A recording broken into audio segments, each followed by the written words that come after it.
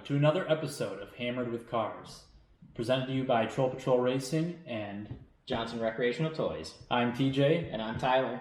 And with us today we have a special guest, our buddy Frankie from Killare Fabrication. Hey guys, how's it going? There you go. Yeah, Frank Roach from Killare Fabrication. What do you do at Killare Fabrication?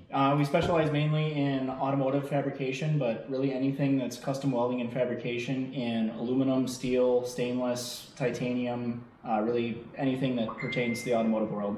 Lots of TIG welding. Yeah, mainly TIG welding, can do MIG welding as well. Yeah, Frankie's helped me out a lot with various things that I've needed and then not needed. as we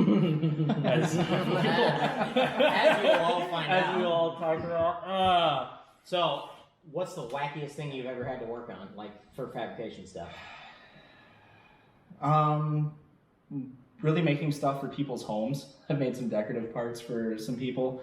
Automotive wise, making just custom parts for this, that, and the other thing that are just kind of out of the norm. Built a custom radiator setup and mount for my friend Matt this last weekend for his K-swapped Miata. He owns Left Lane Designs. Yes, correct. Yeah, that's probably the most notable way people would know. Yeah, if you guys look him up on the internet, pretty popular too. Yep. Yeah, he's got a pretty rowdy Miata. Every time I see a Miata with vents on it or anything like that, it's like. Chances are you sold them, yeah. So how about that beauty ring you did for the bottom of a barber chair? Yep. So that was pretty wild. Did you ever see that? I did. Yeah. So it's was that 50s era? Yeah, and 40s, 50s, 40s Art to Deco era barber chair. Yeah, it was 40s, 50s era barber chair with a cast iron bottom beauty ring that was missing probably about 3 or 4 inches of cast iron. Built all that back up with aluminum bronze, and then blended that down to match the profile for another business owner that we know. Yeah. For her shop. That would be Megan at Crimson Parlor in Madison. If you ever need like a real sick haircut, she does a phenomenal job. Yep. Before we get too far in, I'll just do see, keep it fast and loose here. We got no structure. Every time we've had to have structure, it just falls apart. So this is fast. So we'll kind of until it's not. We're obviously going through the introduction with Frankie right now, and we'll go into his build on his 74 Nova, and then we'll give updates on the Troll Patrol C4 Corvette. Do we got any updates on the S10 really? Sorry, Sonoma. Sonoma, no. Okay. No. And then we'll get into the... Unfortunately, the Sonoma still takes a back burner to building a kitchen. And then we'll get into the recent updates with my Z31. On the Mismatch Z31. Poor Datsun. Yeah. All right, so I guess one of the things that's been around for a long time in the Troll Patrol has been the 74 Nova. Mm-hmm. True. You got that. I bought that around 9.5 or 10 years ago, back in college, just as something a friend of mine's dad was trying to get rid of to fund his Chevelle build. So I picked that up for a price I couldn't refuse, even as a Ford guy. And then to today's standards, it's like a what? Screaming deal you'd never find. Right. Absolutely not. Right. How things change. Makes you feel old when you just look back on 10 years ago and you're like, whoa, that doesn't happen anymore. True. But I bought the car. Seemed fairly straight. Everything was fairly solid with it. Moderately built, 355 pump gas motor, built automatic trans, pretty much like a stock replacement suspension setup.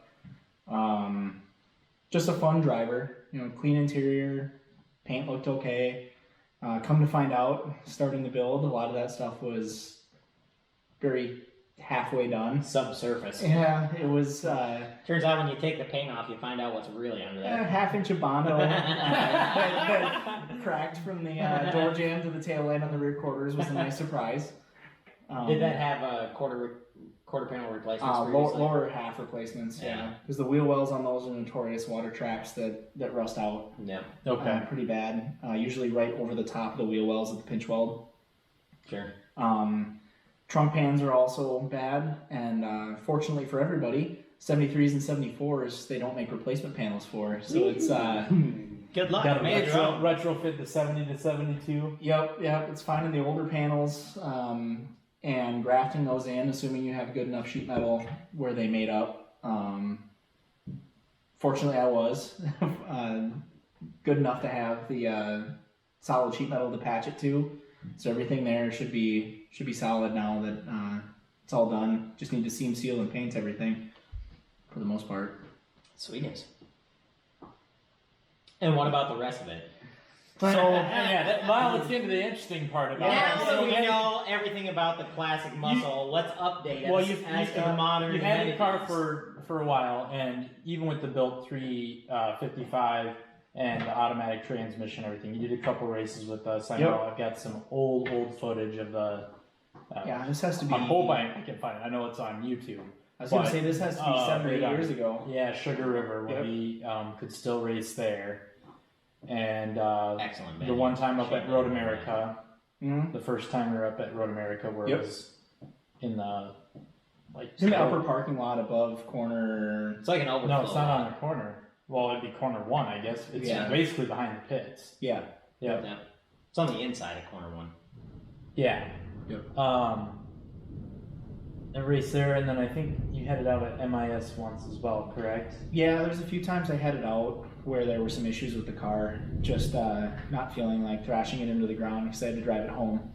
So I ran a few runs, and you take a page out of my book. As a poor college student without a feel trailer. quite right. Maybe if I drive it harder, it'll get better. Oddly enough, it seems like I've had more luck as a poor college student racing than I've had as an adult with a dispendable income. Yeah, income.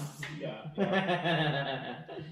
So yeah, I raced it a few times, and then more recently have decided that it needs to be brought up to more modern standards and meet my driving ability and driving style, just so I don't beat the thing into the ground. Yeah. So currently it's sitting on a full SpeedTech Performance track time package. So it's a front subframe replacement with optimized geometry. Basically they built the suspension geometry in CAD and then built the subframe and packaging around the geometry. Optimized for what? Optimized for track and autocross racing. Optimized for cruising real slow on the strip. Yeah. 20-inch blades, getting as low as possible. No. Nothing can be optimized. It's optimized. Ooh, boy, we had a long discussion. I know.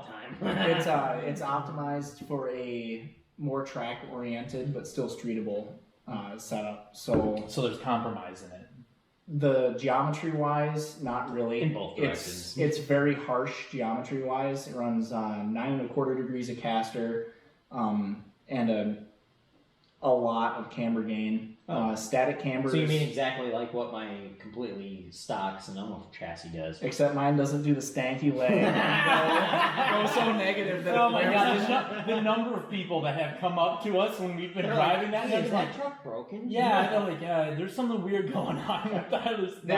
Don't worry about it. It's just the way it is. Fortunately, this setup has enough tie down in the coilovers as well as the sway bar to not over droop the inside tire, and it actually ties the inside tire to the ground pretty well. The entry level coilovers from Ridetech that I've got, they're single adjustable, but they're built for mainly autocross.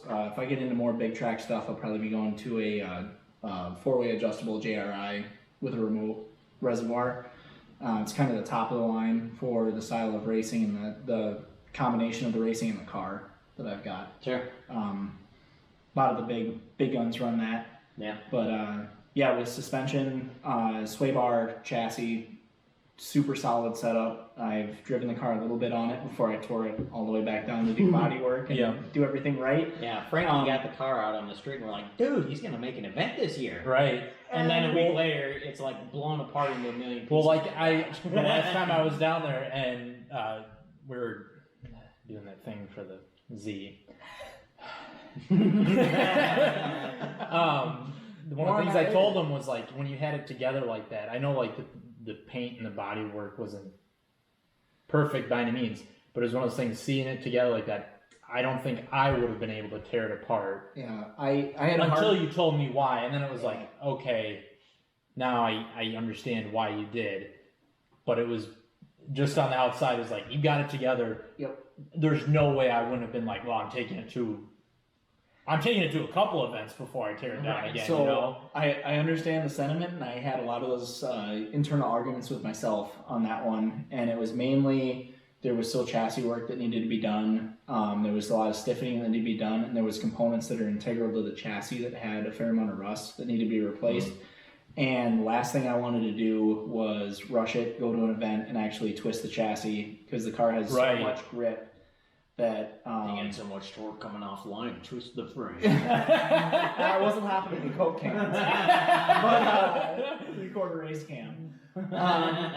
But just driving down the street and going from one 2-lane road to another, doing a 90-degree corner, being able to do that at 55 miles an hour without sliding, and you know, it should be solid. No really drama. It's like, this grips too well. Once these tires are worn, it's going to damage the rest of the car if I don't finish the... especially if you do a hard transition or something like that, you'll be...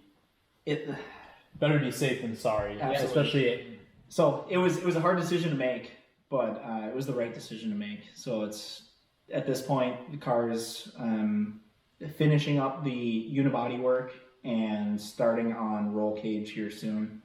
So roll cage for not only safety, but also for chassis stiffness. Because if anybody wants to think that old 70s cars are all steel so they're strong, I'd invite you to look at some of the carnage that happens with accidents where the roof ends up at about belly button level in a rollover. So just because they're heavy doesn't mean they're strong. Exactly. Yeah. Unibody technology's come a long way in the last 50 years. Yeah. Well, that's kind of like that Kia Stinger that I've been working on. The entire thing looks like a jigsaw puzzle that's held together with glue. Oh yeah, panel bond. That stuff is stronger than most spot welds now. Well, and I see spot welds in a few different places, and maybe there's spot welds under that panel bond stuff. But like, if you just like go under the car, it's not like one big panel. It's all kinds of different sections that are all put together, and they've got that panel bond stuff. But they also focus on crumple zones.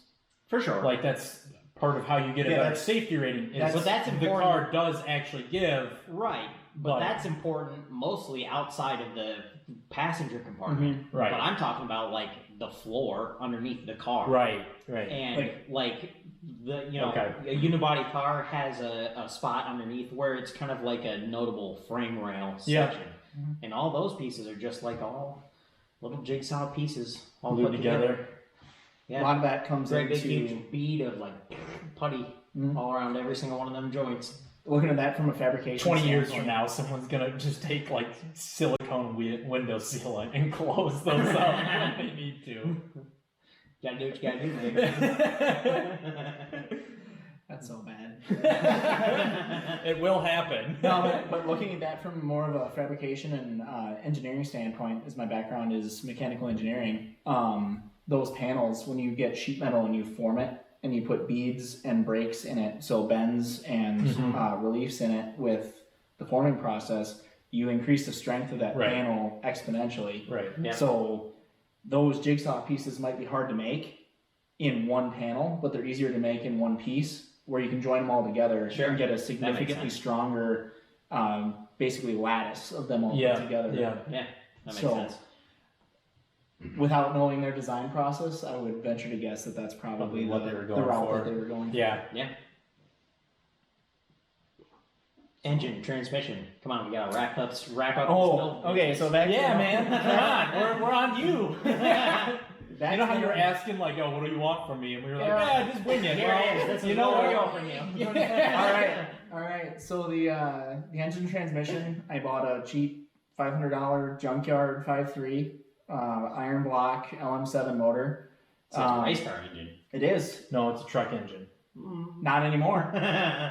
I'd be willing to bet that we're like getting real close to that threshold. There's probably more 5.3s in race cars now than there are in trucks anymore on the road. I'd say you're probably right. No, I would definitely agree with that. I mean, that's what they used at Wegmans. Yeah. I mean, that was the main part of their business was like dirt track or circle track engines. Yeah. Well, if you don't have to stay iron block, you can also buy pretty much any LS pattern or LS family engine, Vortec, whatever. Cut the sleeves out and then press in like a Darton or similar aftermarket sleeve, and you can go all the way up to a 427 and beyond on a stock. I was gonna say you can easily do a 427, but I know that there's people that have gone higher than 427s. If you want to stretch the stroke to pretty much the limit, you can buy long enough sleeves that are relieved for the crank and stroke it to like a 425.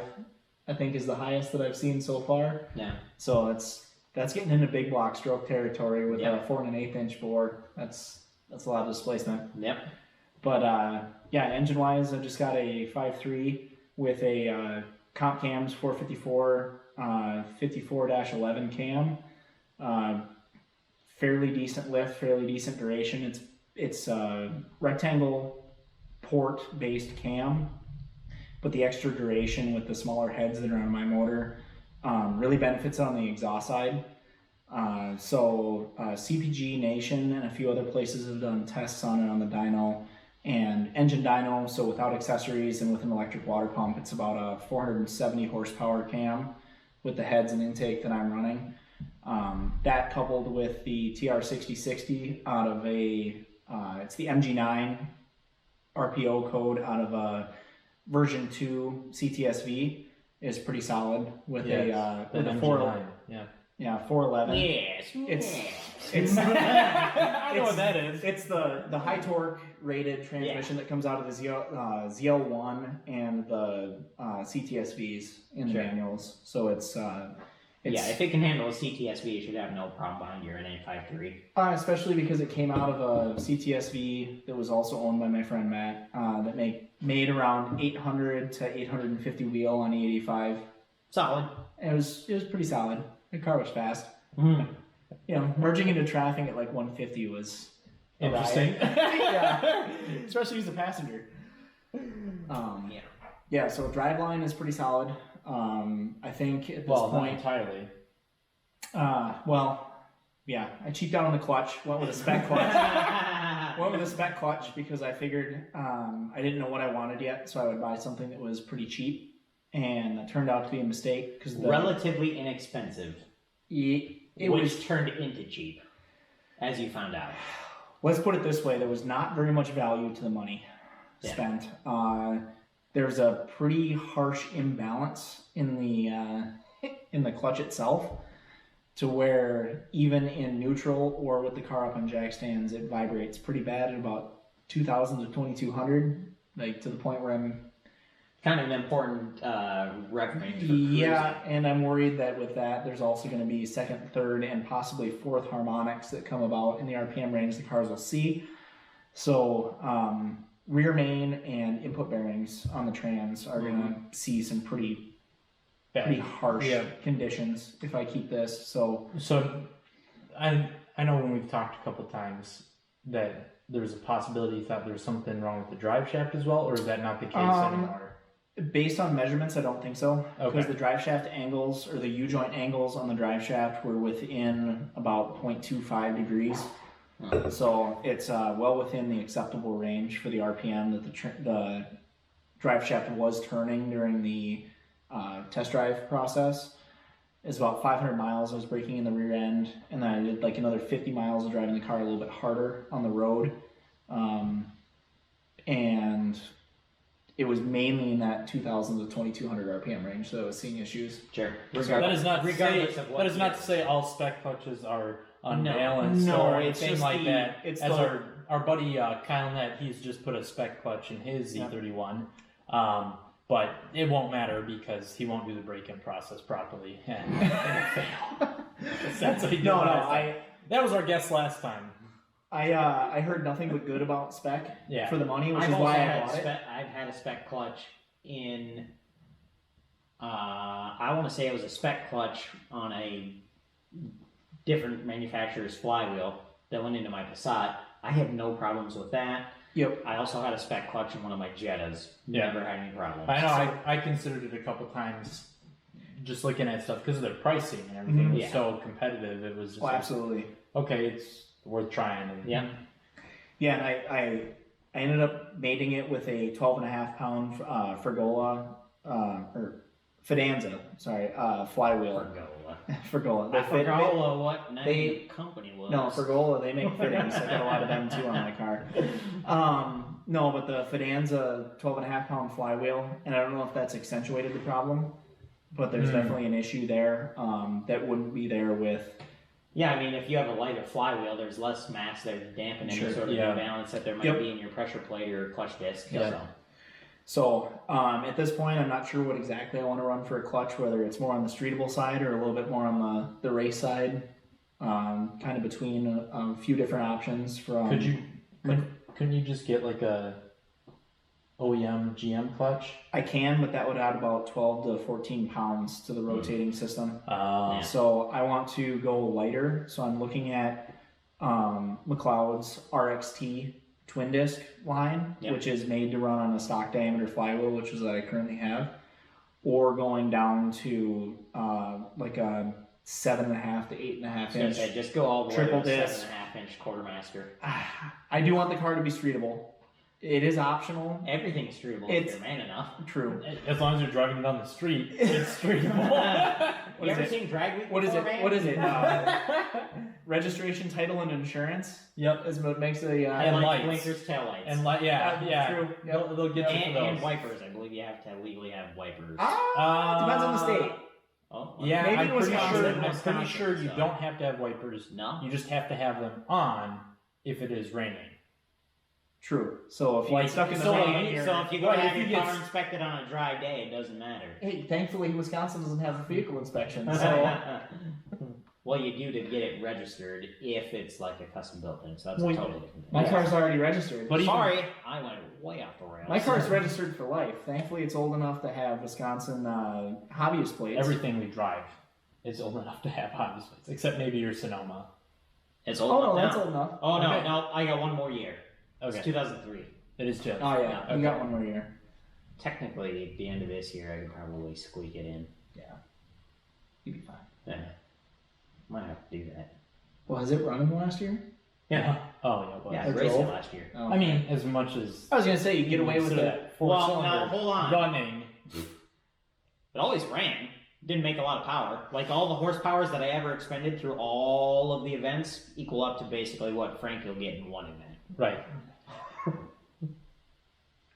That might be true. We'll No, see. I- We'll see once it's all the way together. Yeah, well, Again. I mean, Again, right? That ain't that. everybody's stuff is breaking right now, man. You go first. You gotta let it marinate a little while longer before you really take the heat. Yeah, So what's going on with the vet? Unfortunately, the Corvette is very, very ill. Yeah, I saw a picture earlier that made me question a lot of Well, things. yes, but let's start at the beginning. All So right. last year, the transmission exploded. Third gear went poo-poo, and then... What trans are third you gear- running? Well, the That- transmission was like a Muncie 4-speed, Yeah. is what was in there. Which you should still rebuild and I'm sell. going to, Is that because like an it's worth more than M21? what I paid for the car. Is Yes. that like an M21? I believe it is an M21, Okay. Yeah. All right, So- it's a fairly solid trans. If I find the right... Or sell it to me. We'll get to that part. So that transmission blew up, and I just parked it for the year. And then over the winter, I found a ZF6 out of a 89 or 90 Corvette, the black label one that's considered to be a little bit stronger. So that's not the 2+3, is it? No, not the 4+3. No, Or the 4+3. 4+3. 4+3 Doug 4+3 is Yeah, what yeah. originally came in the car. Okay. And somebody switched it to a Muncie 4-speed, Oh, probably because they didn't want to jack around with the... I was gonna say they went back in time but upgraded. Yes. Well, I'd yes. say more than likely they had. Yeah. I'll get back to Cameron. Yeah, More than likely like- they had the Doug Nash fail because they're. Right. They were- Yeah, that's notorious. Yeah. But then They're- the transmission that was put into the car, especially after taking it out, there was just a lot of really janky stuff going on where I feel like somebody just had all this stuff laying around and they just made it work. Like shift linkage and stuff was kind of sketchy. Yeah, like or- shift linkages were cut and had a piece of rod welded in the middle on one of them, and the other one was cut and clearly shortened and just welded back together. And Yeah, I would never do that. So, the shift timing and all the geometry there was absolutely perfect. no, actually, the thing shifted phenomenal. Oh. Yeah, the thing shifted awesome. Yeah, That's you surprising. never had a problem it was, with it. Yeah, it was like ultra positive. Like We it should. click, click, click in every gear. It transferred over to the from second to third really good. It was And it was good. and it was a gear that failed. I haven't taken it apart yet. Okay, but that's the only thing like, I could think of is maybe your geometry wasn't as good as you think Nope. it was, and no, that's something up. So when it failed, I was behind another vehicle that was doing like 35, 40 miles an hour in a 55 mile an hour speed limit zone, and I just had it in third, cruising. I didn't make a shift to make the pass or anything. I just rolled into the throttle, and as I went around the person, it just went. Oh, so you just stripped the Yeah, either I the think it just- engagement teeth Yep. or the. And that's what it. That's no almost what teeth it on. sounds like, because he could still drive it in the other gears, Yeah, Mm-hmm. and then all of a sudden it would. and it was fine for a while Yeah, so until it was- I got to Platteville, and then when I was trying to move around, it would like go fine, and then it would just lock up the Yeah. tires. Like when he was. took a tooth in between the other gears. Yeah, like when he was back when you were reversing it here Yeah, and last then it just fall got in the progressively garage and worse. stuff. It was like I could he get, had to like, like stop a 3 or couple 4 times. inches at a time. And if I go forwards a little bit, then I can go backwards a little bit farther. man. So, anyways, I got that ZF6 for it, and me and my dad went to start putting it in. And I was just peeking around and stuff under the car, and I know the thing leaks oil like a sieve, but If it leaks oil, it's got oil. Right, exactly. But it's right. But the thing is I always check it before events, and it was never ever down more than a quarter of a quart. So it leaked just enough to make it gross, kind of Right. thing. Just And keep it everything really been- lubricated so it's Yeah. easy to remove. Yeah. I mean, it is a Corvette, so there really isn't a rust issue though. No. That's free rust proofing. Yeah. So I was just kind of looking around, and I was That like, I've used for the last couple of years. Yes. I was kind of like, why is the back of my harmonic balancer silver? It's painted black, but now it's silver, and there's oil on everything except for that. Huh. So I should have thought a little bit more about why it was back so far, because normally a harmonic balancer on a 350 small block has like an inch to an inch and a half of clearance between the front cover. Slip on the rubbers and slide back. It did. That's what actually happened. But I didn't think about that, so I was like, did my thrust bearing go bad and the cranks walk backwards? It's an So awful lot of crank walk. I know, but I didn't think about that gap that's supposed to be there. So I just pulled the pants. What is it that you think that failed? Thrust bearing on the crankshaft. There's a thrust bearing in there that holds the crank in position forwards and backwards of the engine. Yeah, you're only supposed to have. Well, it depends on I'm the just- engine. Depends on the engine, but Right. it's, you know, Like mine few- doesn't few have thousands. anything. Yeah. It's It all tied into the. No, so yours. I'll will- guarantee you, it has yours one main will- bearing that has a thrust surface. Yeah. on it. So if you pull your engine apart and you look on your main bearings, one of them or several of them, usually it's one, will have two halves that are like a U shape. Yeah. Okay. Kind of Okay. like a- No. Okay. Kind of like a Yeah, channel, yeah, yeah, and yeah. it straddles the. You're right. You're it right. straddles Yes. the Yes. The block or the main cab. Yes. Yeah. No. Yeah. You're right. So then that controls your fore and aft movement. So you only have, it depends on the engine, but between a couple thou and like Right. to like, I don't know, 10,000s. 10 to 15,000 At most. At most. Yeah. Like you're getting out of range Right. if you're getting into Yeah. like 20,000s. So I thought that, well, maybe that's it. So I pulled the pan off, and I didn't really see anything wrong, but I did see a lot of glitter in the oil. So I was like, ooh. I know that I had oil pressure problems last year. Oh, that's right. Like at cold, it was perfectly fine, but when it got warmed really, up, really warm. Yeah. at idle, it was getting down in that like 3-4 psi range. Yeah, usually 10 to 15 growing on 10 psi every 1,000. So what I did to fix the problem was I put in a Oil? 160 thermostat. I didn't actually go up to a 1040. I just put in a 160 thermostat because after an autocross run, it would be up around like 215 to 220. So I put in a 160 thermostat, and then my oil pressure problems went away. Did it actually drop your temperature after a run? Pretty Oh significantly? yeah, oh yeah. Because I mean, really, I never got over 190 after an autocross run. Interesting, because usually your thermostat only controls the the minimum steady state temperature that you'll get. Right. Like if you're out driving, you'll still get to whatever. If you have cooling system issues, you'll still get to your same maximum temperature. Unless my thermostat wasn't opening. Like I replaced it with another 195. It may have. I want to say Dan had a similar issue with his 350. Yeah. And they're basically identical. Yep. From an architecture standpoint. Yep. They're both and I think Gen 2, right? Yeah. And I think he dropped it down to a 160 thermostat as well. Yep. And I mean, I always ran a 160 because driving around town and gets to steady state, and it's right. Yep. But so, anyways, I found glitter in the oil, so I was like, maybe I better just pull a couple of rods and mains here quick and just see. Mhm. And sure enough, they were worn through the outer coating into the those bearings that were in there. They may have been replaced. I don't think they were replaced once before because they had GM stamps on them. they weren't into the copper. They weren't into the copper, but they were through the outer coating and into the silver underneath. So Right. I'm like, oh well, that's clearly the problem. Mm-hmm. And I was just going back and forth on just throwing a new set of bearings in, but when I pulled the caps, the crank looked great. Oh, Yeah, it was not scored or anything. I couldn't fault you for throwing bearings at it and running it. But the thing is not all the rods had the same size bearing in them, and the mains were a half thousandths over. I can't say that. But I talked to Josh, my engine machinist, Yeah. at River City Motorworks. They do really all good the work. plugs. They do good work. They do phenomenal work. But he said that being a Corvette engine, there's a good possibility that at the factory they actually specifically hand measured every engine and they put half-size bearings in to make. Yeah, I was going to say that I wouldn't anticipate that they didn't do that. Yeah. Or wouldn't rule it out anyway. Yeah. And then also for just the bearing wear and stuff, who says somebody that before you owned it didn't money shift it or do some damage that you didn't see manifest until now. Yep. Even if the crank was moving 5/10 back and forth in those bearings, it might take a long time. Right. And if I popped the rods and mains off and they were all standard size bearings, I would have thrown some plastic gauge in there. And if they were just slightly oversized, I would have been like, order me up a set of half size ups or half size unders. Throw them in there. That'll be good.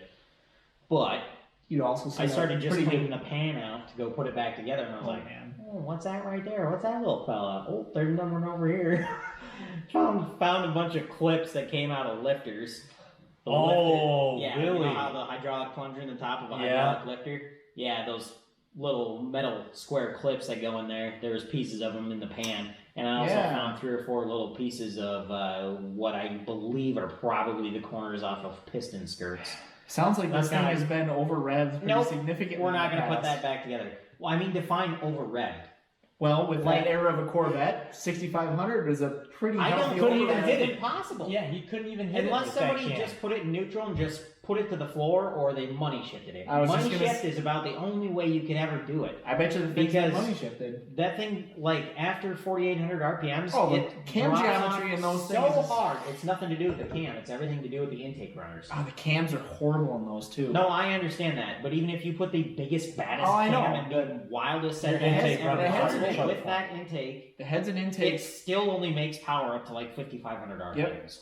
Yep. So no, heads and intakes on those things are extremely restrictive. Well, mine has smaller heads. Mine has the aluminum heads on it. So they're better. It's still not an LT1. Yeah, but I'm just gonna say but they are better. They're still basically smog era heads. Yeah, I think they're all right for what they are. They're if you do. So anyways, I was going to say, it's pretty easy to get over 400 CFM across the intake side on an LS head. Yeah, I know. It's why don't you do an LS? Because I'm going to be able to rebuild my small block, including machine shop costs, for $1,000. But you can buy a junkyard LS. Sorry. You can buy a junkyard truck engine, which is an LS family engine. No, because it's a Vortec family engine. Which is an LS because all of them are an L series because all of the RPO codes start with an L, which is what LS stands for, is L series. Except for the part where it's LS.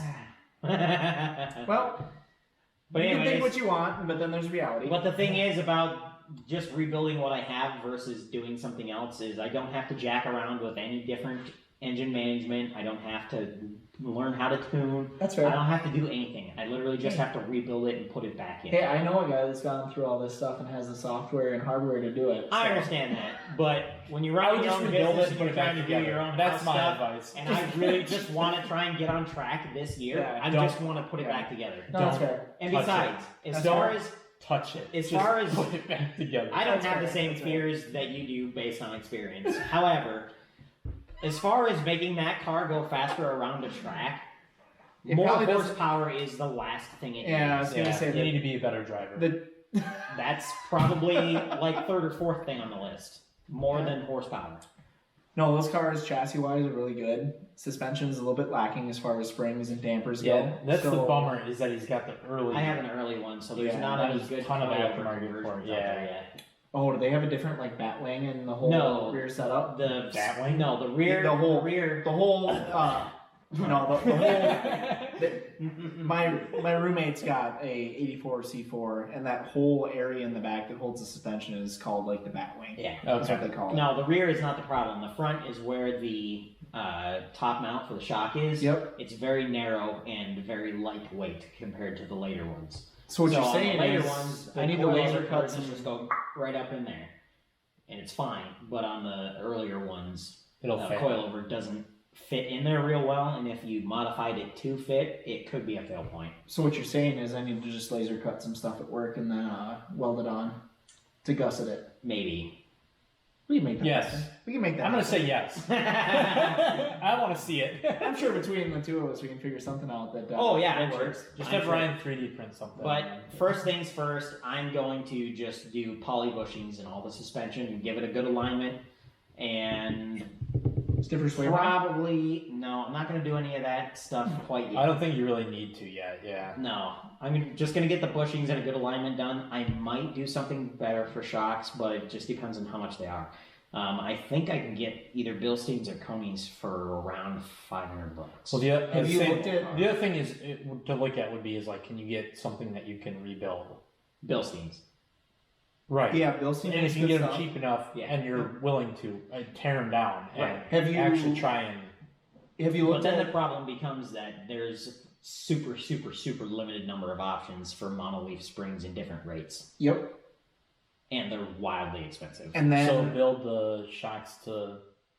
To the stock one, and then Yeah. just put a So- sway bar on it and put a bigger or smaller Yeah. sway bar on to adjust Yep. my lean or my roll angle. So, first thing is, At have you least looked start into out. like Viking or anybody like that makes a 2 and 4-way adjustable shock that's like a direct bolt-in replacement? Yes, As far as but the they're, cost? but they're expensive. They are a little bit more expensive, but you're getting a lot of product for the money. Right, which if So you gotta weigh out the I've cost talked to a benefit. couple of people who already make coilover conversions for the later C4s, Sure. and they're actively working on coilover conversions for the early ones. Sure. So I'm kind of just biding my time right now. I want to do something to just make it okay Just- on track. Just for get now, by with what so you that got. when that Just to time get comes, seat time. Yeah. I mean that's So when yeah. that time comes, I'm ready to. Yeah, because it's not like buy the car something. is. What? It's not like driving the Sonoma with the 4-cylinder. No. Where it's like, I mean, man, it's I not wish I clouds. had a car that had less handling and more power. Yeah. That was the comparison I always like when I drove his Sonoma. It was like, wow, like I don't feel like I've been any faster in Dan's Camaro, but I would have had a lot more fun driving Dan's Camaro. Yeah. Right. Just Because you have to try harder. right. Well, you just and it's like It's a lot more soft it's like on the wheel. oh, and I'm a little kind of going odd into this. I'll just steer with the rear tires. Yeah, exactly. Yeah. Well, that's the thing with those Camaros too, is despite their lack of top end horsepower, their power under the curve and their torque delivery is so linear and predictable. Like they're fun to drive. Well, that's what I really liked about my Corvette is. Yeah. Does it make a bunch of high-end horsepower over 4,500 RPMs? No. But But from idle to 4,500, it's just a really nice linear. It just steps up Yeah. and then just for goes. our smaller autocrosses, once you're in second, you never have to Right. shift. And if you get to 1,500 RPMs because you screwed up a corner, oh well, just put It'll your still- foot in it. right, It'll just- right. It's basically got a truck hand in it. It'll pull right through it. Yeah. I did realize in that YouTube video, there's a person that commented. They said, I thought they had said you should have left it in first gear which was like, no, they said you should leave it in 1 gear. Oh. And I was like, I did. Yeah. I never changed They just heard you going through corners going, exactly. They thought you were slamming gears because you had like this ridiculous after ratio. After that event at Jefferson and driving that, I immediately went home and looked up the wheelbase of that car because it's like, I need a car that has a comparable wheelbase because that was definitely to which car? To Dan's Camaro. Okay, yeah. Because like long wheelbase makes it super controllable. I made it so like that's 108-inch wheelbase, isn't it? I think it's like 103. Because all of the Gen 2. Let me look it up here. I know all of the Gen 1 Camaros of the 67 to 69 and 108 because the Novas are based off of the infrastructure of the Gen 1 Camaros. They're just 3 inches longer in the middle. Okay. So the wheelbase is 111 inch on the Novas to 108 on the Camaros, which gives you the more legroom in the back seat. Otherwise, suspension and chassis-wise, they're identical. So actually, the setup that's on my car from Speed Tech is a 101 is the official. Okay. Answer. Oh, okay. So Yeah, they did shorten the second gens. Third gens. Is Dan's a third gen? Yeah, Dan's What year is is a it? third gen. It's a 84. 85. Oh, sorry. 85. I thought it was an 81. No, it's an 85. My mistake. Yeah. Yeah, so the second gens, I believe, share, if I'm not mistaken, they share the 108 inch wheelbase. Okay. But the 70 to 74 Novas, 69 to 74 Novas all share the 111 inch wheelbase. Okay. So it's 3 inches longer than the first gen Camaro, which makes them a little bit more stable at high speeds, but also your turn-in it's very marginally less. Right. I guess that helps explain part of why my Sonoma feels so stable. It's because they're like 108. Oh, okay. Yeah, so it's like this. To be the fair, same as a Camaro. Yeah. Anything with 90 horsepower feels pretty stable. Wow, casting point a lot is- of shade over here. I should From a say, guy with a Hey, blown-up you car. want to know what makes less horsepower than 90? Something that doesn't run. First of all, I can get it to run, and I bet it makes more than 90 horsepower. For how long? Until it runs out of oil? So Yes. TJ's car, though, if we're going to transition into this. I wasn't going to transition we're to not that there yet. yet. All right. But we'll what hold off. I was gonna say is when I looked at that wheelbase and I started looking up everything, and one of the things I found was the R31 Skyline was like 99 inches, and That's the short. Z31's like 93 Ooh, that's really short. or something. What's the don't quote me on it. Continue. I'll be right Hey, back. TJ, pull up what the wheelbase is on like a 69 AMX. 69 AMX. Heh. For wheelbase wise. Yeah, Because they were wheelbase. They were 97 inches. okay. That's a little bit shorter than I thought, but they were also, if you look at a lot of the design stuff in the background in those, they were trying to emulate a lot of the European sports cars, like Porsche and BMW of the era, Okay.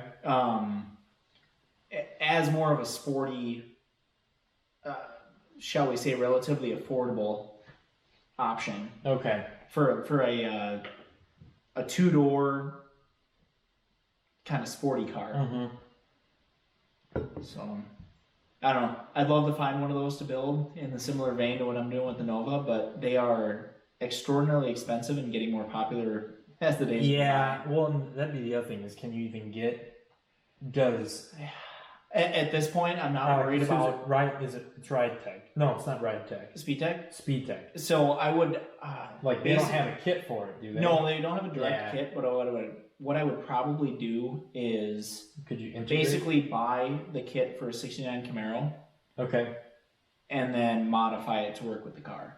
Okay. So I basically chop the floor out and Yeah. build basically a not necessarily a perimeter frame, but similar, based off of that subframe. Okay. So basically build like a tube chassis where the cage and everything is tied into Yeah. the chassis and also the body. Yeah. So not quite a full tube chassis that's just Right. skinned with the car. But I don't know. I love the look of those cars.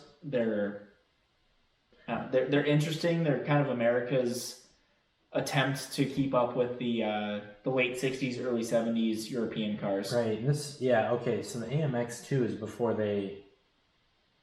Yeah, I don't know why. So anytime I think of anything AMC, the only thing I think of is the Javelin. Yeah, I think of the Javelin or the later AMX. Yeah. Yep. So the Javelin is like a longer AMX. They're just a longer wheelbase, and basically all that length comes in on the roof line and the rear window glass. From what I can see, yeah. So basically they just extended the wheelbase on the Javelin, or they shortened the AMX. One of the things I like about the Javelin is the weird like front fenders they have. Yeah, you don't. There's Wings not on the another. front fender. Yeah, there's not another car that Yep. has them, and they like. I don't want to say they're pretty because I don't necessarily think they're pretty, but I like them. They're kind of those odd ducks that you find. Yeah, They're like, yeah, that's cool because it's kind of ugly. right, Yeah. right. It's different. Ugly duckling. Until Ring Brothers gets a hold of one, and then it turns into that piece of art. Pennzoil, Peak coolant. Oh, is that what it was? I forget what company they were going for, but they built it for a specific company. Are you looking it up?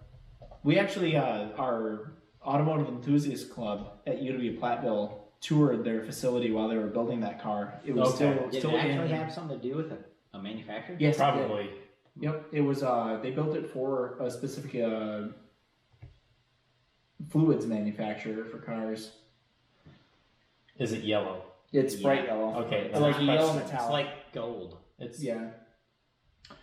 But they actually use for most of their custom builds. We found out when we toured there, they use Detroit Speed Engineering. Their hydroformed front subframes. Mm. So most of their cars, if you look into them deep enough, they graft a '69 Camaro aftermarket subframe from Detroit Speed Engineering into the car. Okay. So that's when talking about that AMX earlier. Yeah, I would do something similar to that, where you graft it into the body, the unibody, and also the cage and everything to tie it all into the car. Did you know that AMX is in Grand Theft Auto? No, I didn't. I wouldn't doubt it. This thing here says Grand Theft Auto Online. There's a render of it in there. That's kind of hilarious. Looks equally. Well, great in the there, number too. of cars in like GTA and also like Forza and similar games that come from real life, like people building stuff, like Rob Dom's RX-7 and other stuff like that. Right. Like the number of video games that are taking real life builds that are just kind of out there on the fringe edges and incorporating them in their games is, I find that really cool. Oh yeah, for sure. Like, give some small time guys a lot of publicity. oh, absolutely.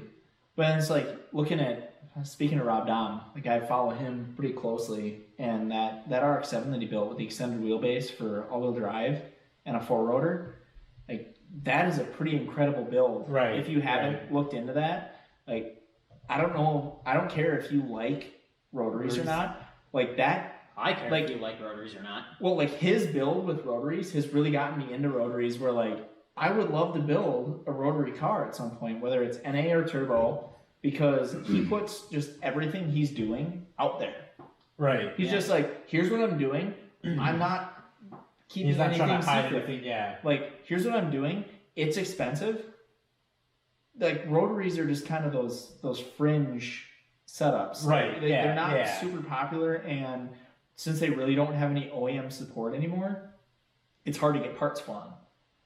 Yeah, everything. Well, especially when you get into four rotors. Well, yeah, Everything is like custom one-off. Yeah, everything- you have to make it custom. everything crank and- four rotor is custom. Most three rotor stuff is custom. There was a couple of like NA luxury cars in Japan that had three rotors from the factory, but they were pretty low production numbers, Right. from what I understand. Yeah.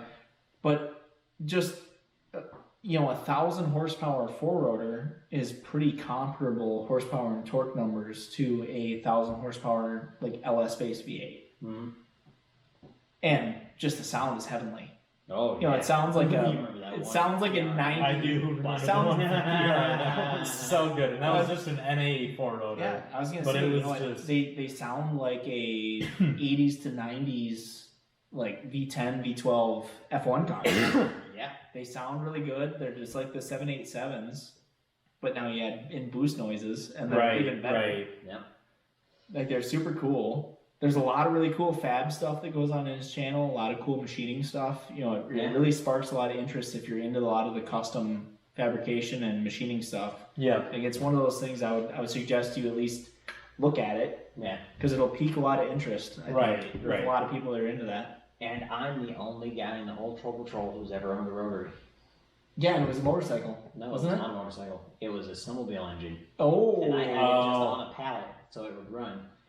I just like to go out there and start that sucker up every once in a while and just like, it's so cool. I thought you had one of those motorcycles. You No, got from Mike has one of those, and I wanted to buy it in the worst way. And Yeah, what I'm gonna do. those are cool, but they're super rare. Yeah, they're super rare. I'm and sure they're hard to find super parts for. finicky. Oh yeah. Just like any rotary. So now, were those like the earlier? Well, I guess even the Renesis with the RX-8, those use crankcase oil for lubrication of the combustion chambers. Yeah, and that's the same way that bike is. Okay. And they're even weirder than just like a automotive style rotary, because an automotive style rotary, it's just like a big tube. Mm-hmm. A little oval, but it's just a big tube, and then Yep. they bolt the Yep. transmission on the back of it. Well, being a motorcycle, it is incorporated just like a regular motorcycle, where the engine case is the transmission case, the Mhm. one thing. So you got this big oval thing with this huge Other weird lump opposite oval thing on the the other- back of it. Yeah. So they're pretty weird. Yeah, pretty cool though. I'd like to own one of those. I'd like to do something real dumb and build my first $10,000 motorcycle and buy one of those cheap, and then just hot rod the crap out of it. Hey, that'd be cool. You know, modern suspension. You know, Yeah. inverted 4-way adjustable suspension, Yeah. carbon fiber wheels, and Do there's like just a- super old technology drivetrain. And do like a full race port job. Oh yeah, we're just rap. Yeah. That's the thing. A lot of people don't understand about rotaries is, and I won't claim to be an expert on them, but the port job to a rotary is the cam and rockers and valve train to a Yep. 4-stroke. And that's just it. You can't just make the hole bigger. No, You'll the screw it up. geometry matters. You have to the taper Yep, and everything. The taper, the height, depending on how high or low you make it, determines. Yeah, and then when also your the place intake in the duration- iron, Yeah. the place in the iron up and down is in the rotation. Like it's equivalent to cam timing. Yep. It's Yeah. something I'm not super familiar with, and I won't Interesting. claim to be an expert on, but it's just super cool to watch something that's outside of your wheelhouse, and it's like, yeah, it makes sense, but I won't. I don't know how to do it. Don't ask me to do the math. Yeah, yeah. But yeah. That's cool. Like with kind of on the same vein with Rob Dom's cars, like that 4-rotor RX-7, that all-wheel drive one. Just listening to him talk about how he developed the chassis dimensions and the suspension, is he took pictures of Ken Block's Unicorn Mhm. when they initially released that, and measured pixels on that to get boy. wheelbase and suspension Jeez. geometry. Like, if you haven't watched any of his videos, like, shameless plug, like, watch it, because as an engineer I nerd out on that stuff. Sure. And it's just like him talking to Ken Block about how he developed the suspension geometry and the wheelbase and everything on this car. He's like, yeah, I pulled up this article in whatever magazine it was in, and like online, and measured the pixels to get the suspension geometry and everything, because like his background's in IT. Yeah. And it's just like, dude, you are committed. Okay, Yeah. now to think, if he did that just for his project, Yeah. think of what other like professional race teams are doing. Oh, absolutely. When someone Yeah. takes a picture of something. Yeah, Oh yeah. absolutely. That is That's why when like, I know it happens in all different types of industries, but specifically what I can think of in my wheelhouse is dirt track. You go to any sort of national level event for dirt track, they have like capes that they put over the whole back of the car so you can't look in underneath where the suspension happens. Oh yeah, because all that rear sear Oh. geometry is the whole bread and butter of how that car handles. Yep. So when they're adjusting that and have it up, like you can't have other people looking at it because they're like, oh yeah, they got. Oh, I never seen that before. Yeah, He's right. written, I should try that. Right. Well, it's like, what was that, back when we were in like senior year of high school when the Cornbelt Clash came and that guy driving his car just totally different than everybody else. Yeah, and that's an interesting thing being at a small local track when you have like a regional series come and one of the guys in the regional series is a national competitor. It's kind of like, oh, those cars can do that? Yeah. Would you look at that? Yeah. Watching that guy be sideways by the flag stand and then be lapping the fast drivers by the end of the race was just... And that even happens on national level races. Yeah. You know, there's been some races in the last month or so here where you start with a 20 or 25 car field and you end up with like 6 cars in the lead lap on a national level race. Right. That's wild. Yeah. No, I And want. it's not because those other 18 or 20 drivers are slow. It's just because those top 6 guys like really got to figure it out. I'm going to backtrack here a little bit. Sure. Because one of the things that I'm wondering, you talked about buying the Nova, even though you're a Ford guy. And I know you're a fan of the Ford modular V8s. Oh, absolutely. So why did you go with a truck Vortec engine as opposed to... Because cheap horsepower. Well, because... Why did you choose that over something else? Sure, and this is something a lot And of I guess people... more specifically, like a Ford modular V8. Why did you choose it? I mean, like, I know you're talking about rotaries and stuff, but that's obviously fairly new and... Well, not really fairly new. Like, rotaries, they're... No. I mean, new to you and for you to dive into it with this build would literally be years and years of building around just the engine. Absolutely. Not to Like mention what rotary you're doing stuff around is it. I would say only more recently becoming popular because there's a lot more people developing it Right. because it's out there and it's interesting.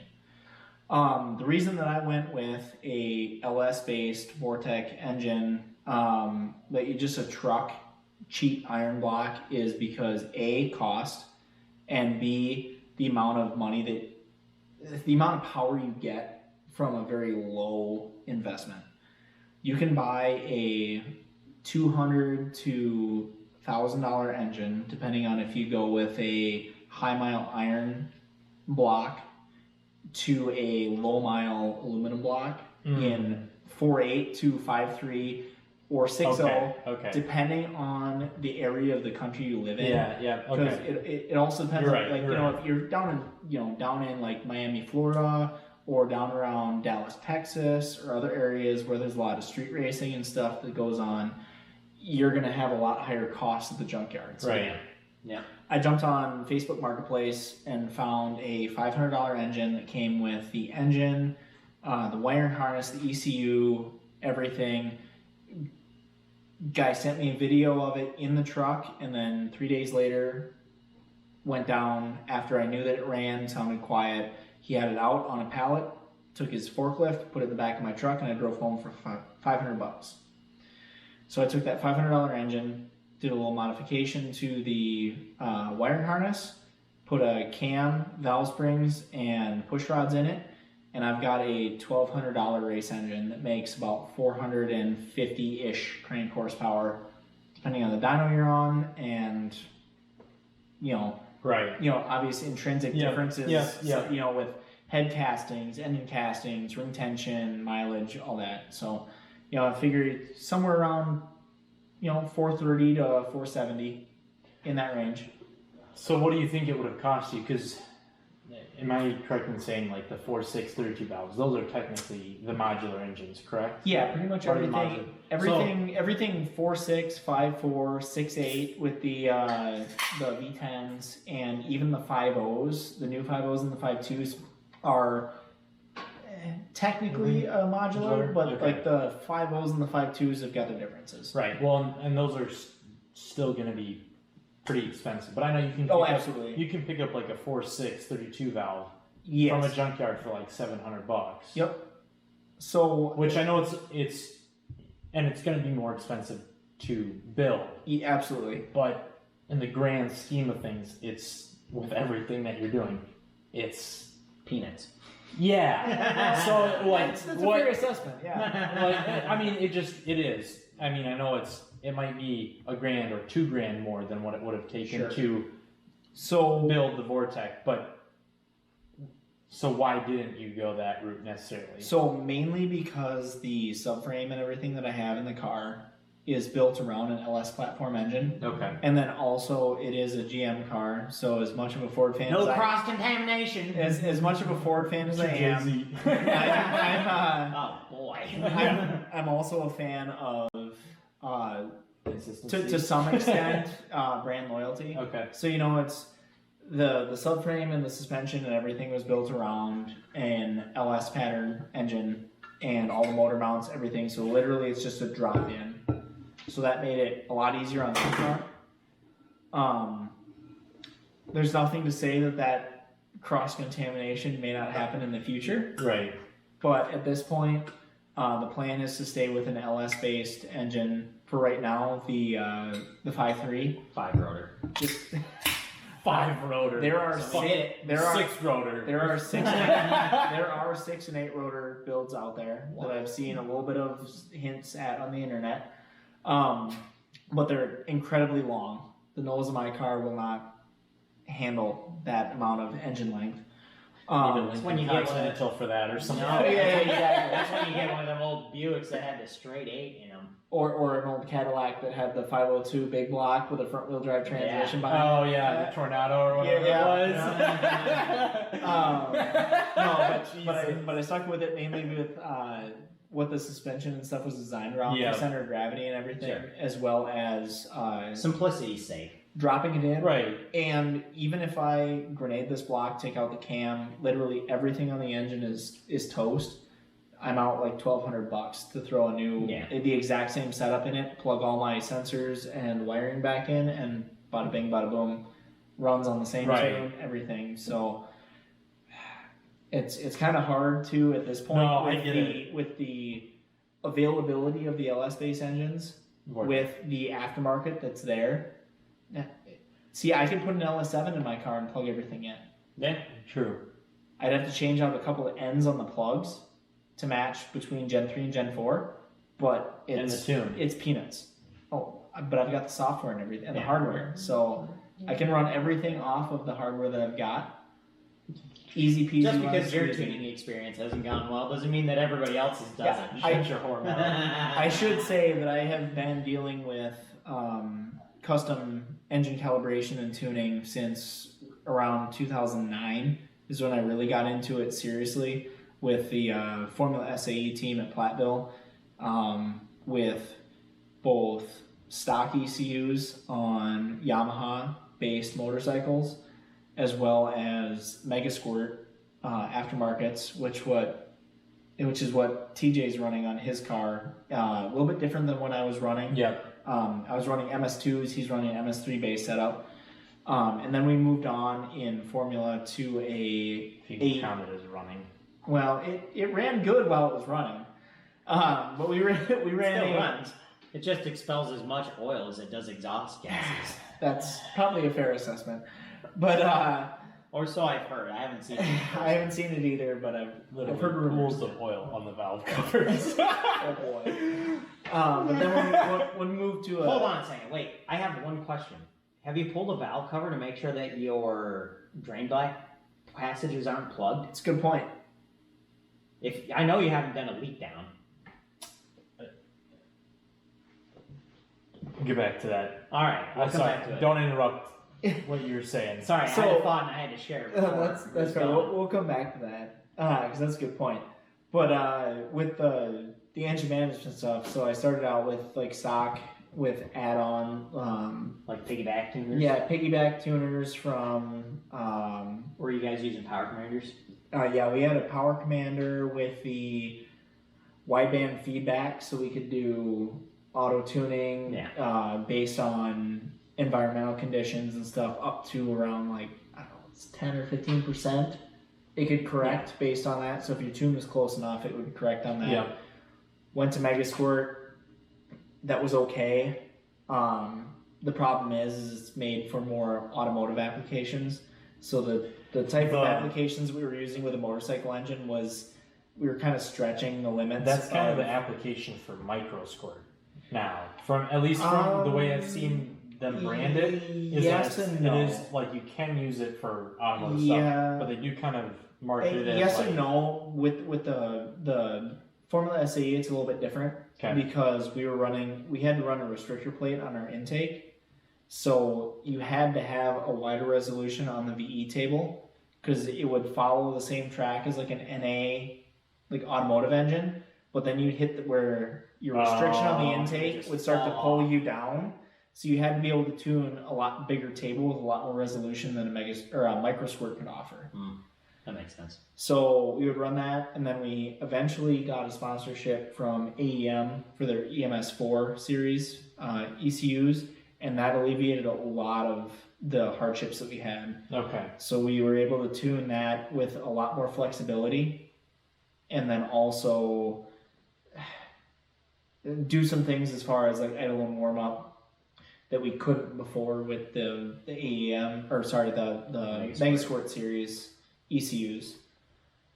That it didn't have enough resolution, and it didn't have enough capability to do with that kind of a custom application. Right. And anybody that's watching or listening to this, if you haven't looked into the Collegiate Design Series, the Formula SAE, I would advise you looking into it because it's a super interesting design challenge for college students, and you don't even have to be an engineer or anything to join up and to run with it. It's super cool if you're into anything that's automotive or performance. Yeah.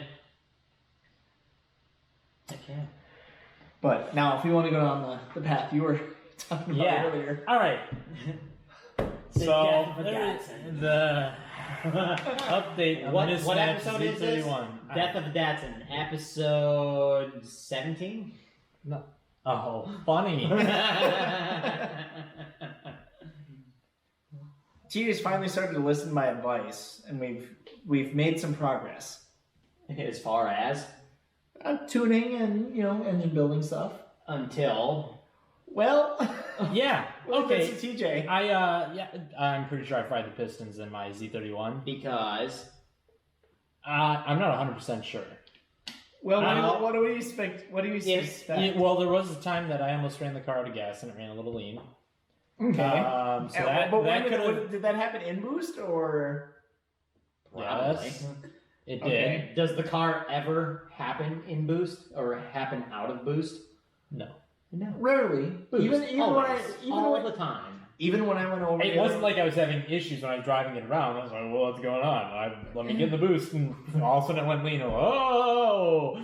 Well, I will say, like, when 14-1. That's not good. I But even after that, it didn't seem like something was wrong. It wasn't really until I tried upping the boost a little bit. Sure. Because, like, the weekend that we drove around and I helped you get everything set up, like, the car felt super solid. Yeah. And nothing seemed out of the ordinary. Nothing was leaking. Like the only reason I could think something happened a little like beforehand is then a couple days later I drove it to my brother's place, and it was and then I drove it home, and when I got home it was low a quart of oil, which while the rear main seal leaked a little bit, it's never leaked to that. So do you think it was going out the tailpipe, like through the combustion chamber, or was it leaking somewhere? I think it was pushing out the breathers. So when you say that it has I want to say that it was going... So when you say that it has pools of oil, like on the valve covers, does it build a pool while you're just like sitting there idling? Or is it like only while you're driving it hard? I want to say this is what happens is nothing will be coming out of the hood because it has a huge hole in it. Nothing will be coming out of it, and then as soon as you start, there was some vapor coming out of the hood when we were tuning it? No, initially? there was a little vapor, and then it was like a lot of vapor. It was like someone who drives a Subaru.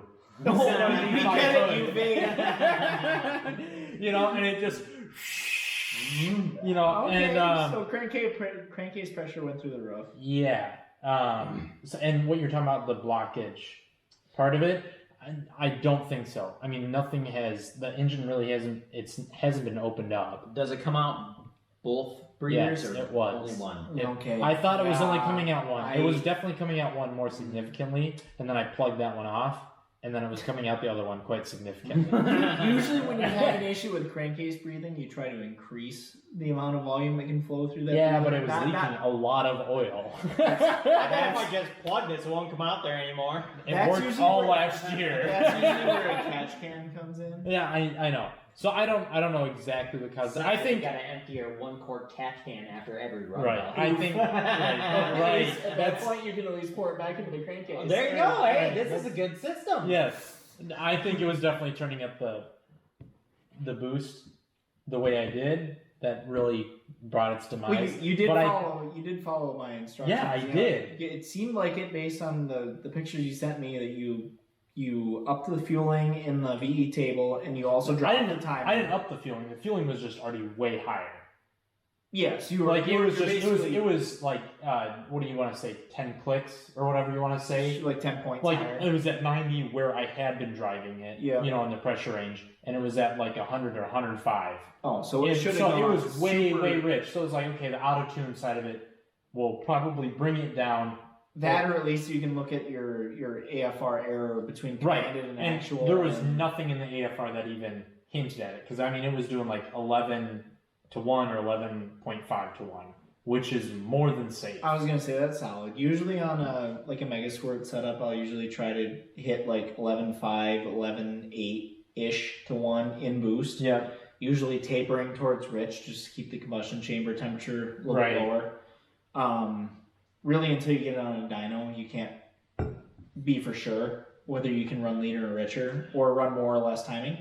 But usually that's pretty safe places. Right. But long story short, Dead. I effed it up, and now I don't know what I'm gonna do. Hey, we've all been there, and we have all learned Yeah, I've things been there the hard a way. bunch of times. That's the fucking problem. Hey, maybe you learn your lesson The and interesting stop thing putting is- your trust into a VG30. I was gonna say the interesting thing is it's that not it's not the I know, but it's just like I would say that maybe if there wasn't just tons of proof of people who've had no Right. issues with these engines, Yeah. making way more power and pushing way Yeah. more boost than I have on stock bottom ends and everything like that. I mean, See, I'm betting if you run a stock bottom end, but run better pistons, better rings, that and is just the bottom end. there well, there, and yes there is and no. there is yes and no. there is no reason to. And as far as like a starting point, I really couldn't have started much better because we did completely refresh that engine. Sure. So it had been all sealed up. Do you, like, and I how- didn't, it wasn't just me, it was Dan. Do you rehome the And- cylinders and put new rings and everything? Yeah, in? yeah, Okay. yeah. All right. So I like, guess I wasn't aware of that. yeah, this was back when I did the whole NA thing. Oh, we tore okay. it down and Okay. we That was 4 years ago. 3 years Okay, ago. so it's been a little while, but 3 years ago. 3 years I mean, ago. the engine's been run. It hasn't like Yeah, it's been sitting but- since then. Yeah, so. it's not. Yeah, but I mean, you couldn't have started really much better. I mean, I guess maybe something could happen because it was a used engine, but Maybe, but I find it hard to believe that hey, with the way the car is acting, it feels like it's lost compression somewhere, which just means you burned a piston. that broke a ring land or something. You know, And I've had. Well, that's I another should thing say. is you reused the old pistons, so Yeah. it could have just broken a piston. It could have. I will tell you, I have a lot of experience with bad running VGs, Primarily because of broken and I camshafts. have blown. Well, I have broken that's a thing. camshafts. I have blown head gaskets, and I have burned pistons before. And it's acting a lot like an engine that's burned a piston. It's like, it's, Which could still Hey, just be a crack. so- you're right. It could be just a cracked piston, but So- either way, it is something piston related. so I have Just to 'cause- ask you, did I or did I not send you a link earlier to a very cheap Wiseco piston setup for your car? Oh, is that what that was? It's just Yes, Yes, it was, and I had actually Yes. seen the exact same thing, and the exact same thought had crossed my mind. So I they would cheap? almost say, yeah, They're $650 $650 for a whole Wiseco piston and ring setup for his car. For a For stock VG30 bore. DETT. Close But it's enough. the same But- bore. It is the Is it same not? bore, and because I mean, there's no See, no, there is valve notches. I was gonna say There's valve release are notches different. in it, You'll have but- No, I know, but Hey. they're for the VG30 DETT, so I'm not 100% sure if they because fit. they're a 4-valve, right? Mhm. The mm, Yeah, so you'd have to have DETTs you'd are, have to yeah. have valve release put in it. Yeah, but other more than than that- likely. yeah, okay. But, I mean, that's a fairly cheap expenditure with people we know. Can Yeah. put those in with the machining equipment they have. Yes. Now, it might not be completely optimal. 100%, like if you're going for max power, that may not be the 100% best option, but it's It's something- incredibly inexpensive compared to just calling up Wiseco and say, "Hey, I I mean need a this. set of custom pistons made for this." Oh, I'd have to look because I'm pretty sure that guy offers pistons for that car for like $900. So if your machine work is, Oh, if it's $300. but the thing side of it is, Yeah, if I yeah. did fry a piston, I fucked up the cylinder wall. I wouldn't say necessarily because you can Not probably- always, because if it is only a cracked piston, you might can be get just fine. you can get a ball hone and clean the cylinder up. There are new rings on a. I don't have stock- to get a ball hone. I have a ball hone. Okay, well, if you can take your ball hone and soak down the piston Right. in like kerosene or WD and do a adequate cross hatching, like throwing a basically stock piston with new rings in it, it'll be fine. Now, is that 100% the perfect way to do it? No. But are there people making 1,500, 2,000 horsepower on, Right. on Well, no, I iron know. block jump car engines doing the same thing? Absolutely. So this is the crossroad I'm at: is Don't do it. do I rebuild Yes, do that. and run it, or do I just part it out and cut the No. losses I have? No. No, that's never the right answer. At this point, Don't give with, up on something so cool. At this point, with what you've got into it and the amount of knowledge you have with the VG series, as much as I'll push you to buy Well, it, no, I'm buy not. an I'm LS more just saying. I'm not even saying VG wise. That's no, no. whatever keep engine the I'm car. going to run No. is like minimal to the thing. It's Nah. do I keep the 300 or do No, I keep get the rid of 300. the 300? The amount of Because knowledge. if I'm going to part it out, I'm going to have to part out everything. I guess in the way of whether or not you're going to switch platforms entirely, Yes. you need to decide. How much money are you willing to spend? You need to decide on whether or not you think that the suspension geometry in the rear of that car is something that can be managed. If you think it's going to be like cost prohibitive or too much R&D to try and get a solid rear suspension under that car, maybe it's time to bail.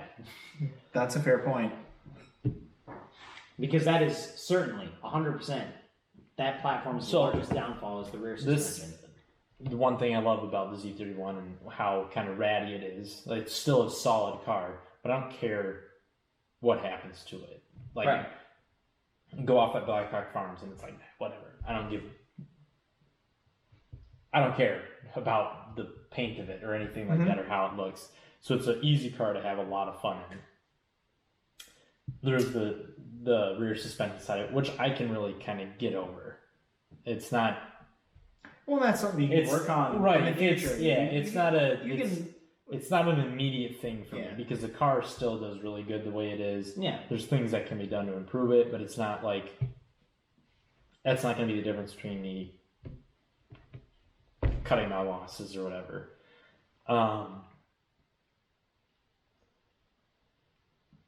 But Then what would drive you to cut your losses? Is it just The the frustration thing is, of doing the same it thing is over and over? well, yeah, a little bit of that. the There's that. definition of insanity. Yeah, there is that frustration. It'd be really nice to just because I don't have the space to have multiple projects. So currently, so when I have one project and I spend all this time on it, and then I immediately have to spend more time on it before, Yeah. especially when I know I could have just left it the way it was, and I would have been able to do this whole season What? without issue. Now you understand a little bit how I feel. Like with the decision to tear my car Right. apart, to like do it the right way. Right. Like there was the thought in my mind of I need to just leave this together and drive it leave it together all winter, and then drive it all next season. Then the rational me decided, all right, we need to pull this back, look at it from a high level, and say, all right, these are the issues that are going to come up. These are the downfalls that are going to happen, and how am I going to mitigate this? And so like that's how I look at right. it with your car. It's like with the wide, with the ECU that you've got and the capabilities it has, like, all right, now you're on the right track. Right. Like, I can help you get this to be a super solid car, and it was feeling like a super solid car that weekend that we spent tuning it. Like, it was super, at that safe 10 super PSI. good. 10, 11 PSI. It was 11, a charm. 11.2 to 11.6 AFR. It's like, all right, this is something we can work with. This is something we can fine tune in, get nailed down. Like, the timing seems good. Nothing feels wrong. If you want to get this thing on a dyno, let me know. I'll come down, look over your shoulder on the computer. Like, this thing feels freaking awesome. And I had to touch it. And then I see in the group chat, like, I'm going to go to higher boost. All right, hold on.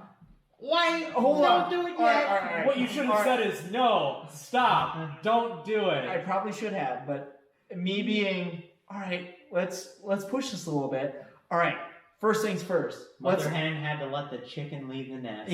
Yeah. First things first. Let's look at your VE I'm table. about to light the nest on fire. It's like, first things first. Let's look at the VE table and your timing table. Let's make sure you've got your timing pull per PSI linear to the area you're going to go to. And then also, let's make sure that your fueling is kind of a linear increase. Right. Let's be safe here until we can get on a dyno and verify that we can add more timing and less fuel without knock. Right. And got that across. TJ sent me a screenshot of his map. Everything looked good. And then it's like the next day I wake up and looking at before I head out to work, I'm like, oh no. Things looked like things went bad. Yeah. It was like, oh no. And it's like, all right, well, didn't work out. Did I tell him something wrong? And I'm looking back, and it's like, all right, everything looks like it's pretty good. There's nothing there. Yeah, but it was just like, nope, I pushed it too far. It should have gone to a dyno before I did that. Like, we got away with it at 10 PSI. And even then, or there might have been just a weak piston. Well, with that 10, 11 PSI though, when it ran out of fuel, with the fuel gauge not working, like, that may have been the nail in the coffin, right? That caused it. Well, and I drove it to work one other time after that, in between this, and I didn't touch the boost pressure, and the issue where inexplicably I would pull up to a stop sign or something and it would die, and then it'd be really hard to start again. Was happening. So that's one of the other things that makes me think. Okay, which maybe 1,000 different things at that. There could be, but for the most part, it was fine. And then, like, I got into work and I pulled in and then it died. And one of the things I thought was, well, maybe the idle's too low, because it'd be something like I'd get it started again and I would literally just touch the steering wheel a little bit just to load up the power steering pump, and it would kill it. Well, and that's so I thought, okay, maybe the idle's just too low, because I, for the longest time, been running about 1,100 RPM for an idle, and we got it down to. Well, that's the thing. Is like, didn't we set it like 800, 850? Yeah. And like it was good, but it was returning to idle when he would push the clutch in, let off, and come to a stop. It would die. So I just threw in some rough values to just bump it up so that it would come back to idle nice. We got it to where it would usually come back to idle. Yeah. Okay. But it was very roughed in. Right. So I was like, okay, maybe there's some things where it's heat soaking more or whatever. Right. But, and it was coming back to idle differently than just the blocks that I threw in there, and it just needed some fine tuning. And then he's like, oh, it starts harder and it dies when I come to a stop, and it doesn't idle quite as well. It's like, okay, maybe there's a little bit of things. Right. So I don't know. And you're right. Maybe it's worth tearing the engine apart to see, because if it was a cracked piston or something like that, it slowly let go. Yeah, and that's one of things. those things. And then really let go when I decided to turn the boost up. But that's one of those things too, like with a cracked piston, like if the cylinders are still round, if you measure them, they're still round. They probably were still round when it first cracked. Well, if they're still round and there's not really much scoring in there. Considering when I got home from work and I was able to put about 1.5 quarts of oil in it. Hey, it might be a little rough, but if the cylinders... I was putting about 5 quarts in it. I mean, so it's not like it was. That's not. But I was gonna say, as far as an overall volume goes, 1.5 quart low is not enough to cause engine damage. No. But I'm looking at this as if the cylinder's still in pretty good shape, like you can probably ball hone it, clean everything really, really well, drain the oil pan, put new rods and put new pistons on the stock rods in there if the rods are still in good shape and the rod bolts are still good, and put it back together and run it. I probably wouldn't do any of that. Deer pistons. At least not to get it running again. What I'd probably do is go and buy an engine for like $300 and slap everything on it. I mean, you can. And it might be fine or that. it might blow I up. would open it up. Like, I would definitely open it up. Because I'd probably put my heads on it that I have. Because those are freshly machined. Like, there's no reason to think that those would be bad anyway. So I would still open up the measure engine. your valve clearance and everything and do everything, But I'd probably just... Well, it's hydraulic lifters, so. Yeah, but still, you have to set valve lash on hydraulic lifters. No. You don't have to change anything when your lifter is in the head. True, but it's worth checking. It's lifter in the head, rocker under valve. You don't have to change anything. It's still worth checking to make sure it's right. It was just done. Okay, 500 miles? I'm gonna tell you right now. I'm not gonna do that. I'm not going to. That's on you. I'm not going to claim responsibility for this. However, if it drops a valve or floats a valve or does anything like that, then we can blame it. Right.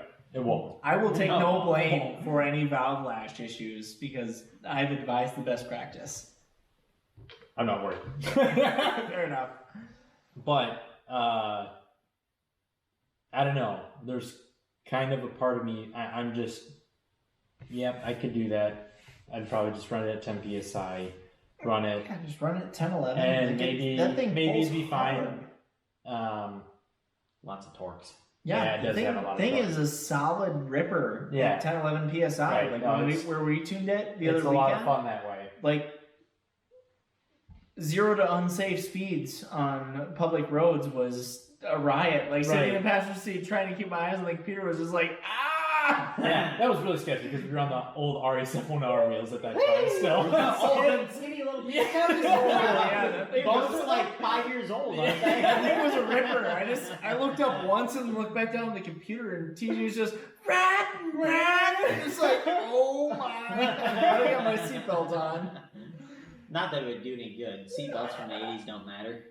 Probably not, but you'd be better off ejected out the sunroof for the top. It made me feel better. It was all right, but the car ran really good. It did, and it's like we got intoxicating when it does run good. We got it dialed in pretty well. Like that was super fun. It was more power than I've ever felt in the car riding with it. But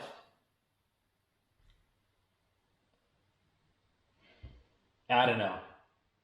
You always want more. Well, it is one of those things. You do always want more, but I don't know if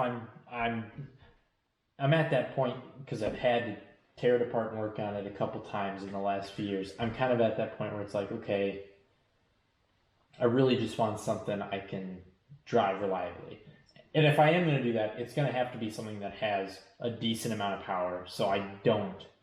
And a good amount of aftermarket support. Right, but that way I don't... Well, he's saying that he wants something that just feels stock, so he doesn't have to bother trying to make I won't, because I know I won't be past that point. But if you get I something can that focus only on makes suspension, brakes, and things like that. But if you get something that only makes 120 or 150 horsepower, then he's I'm going to immediate. Yes. Yeah. Fair. So that's... So a C5 Corvette. Like... Not out of the realm, because the options are fix it or part it out. And if I part it out, more than likely I'm not going to buy anything right now because everything's expensive as hell.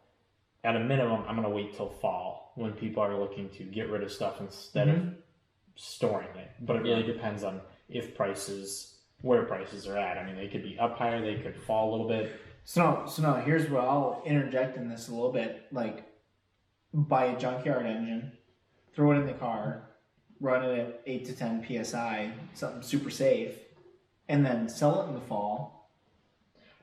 That's the problem. I have Or buy something new in the fall and sell it in the spring with, here's my boosted Z31 and...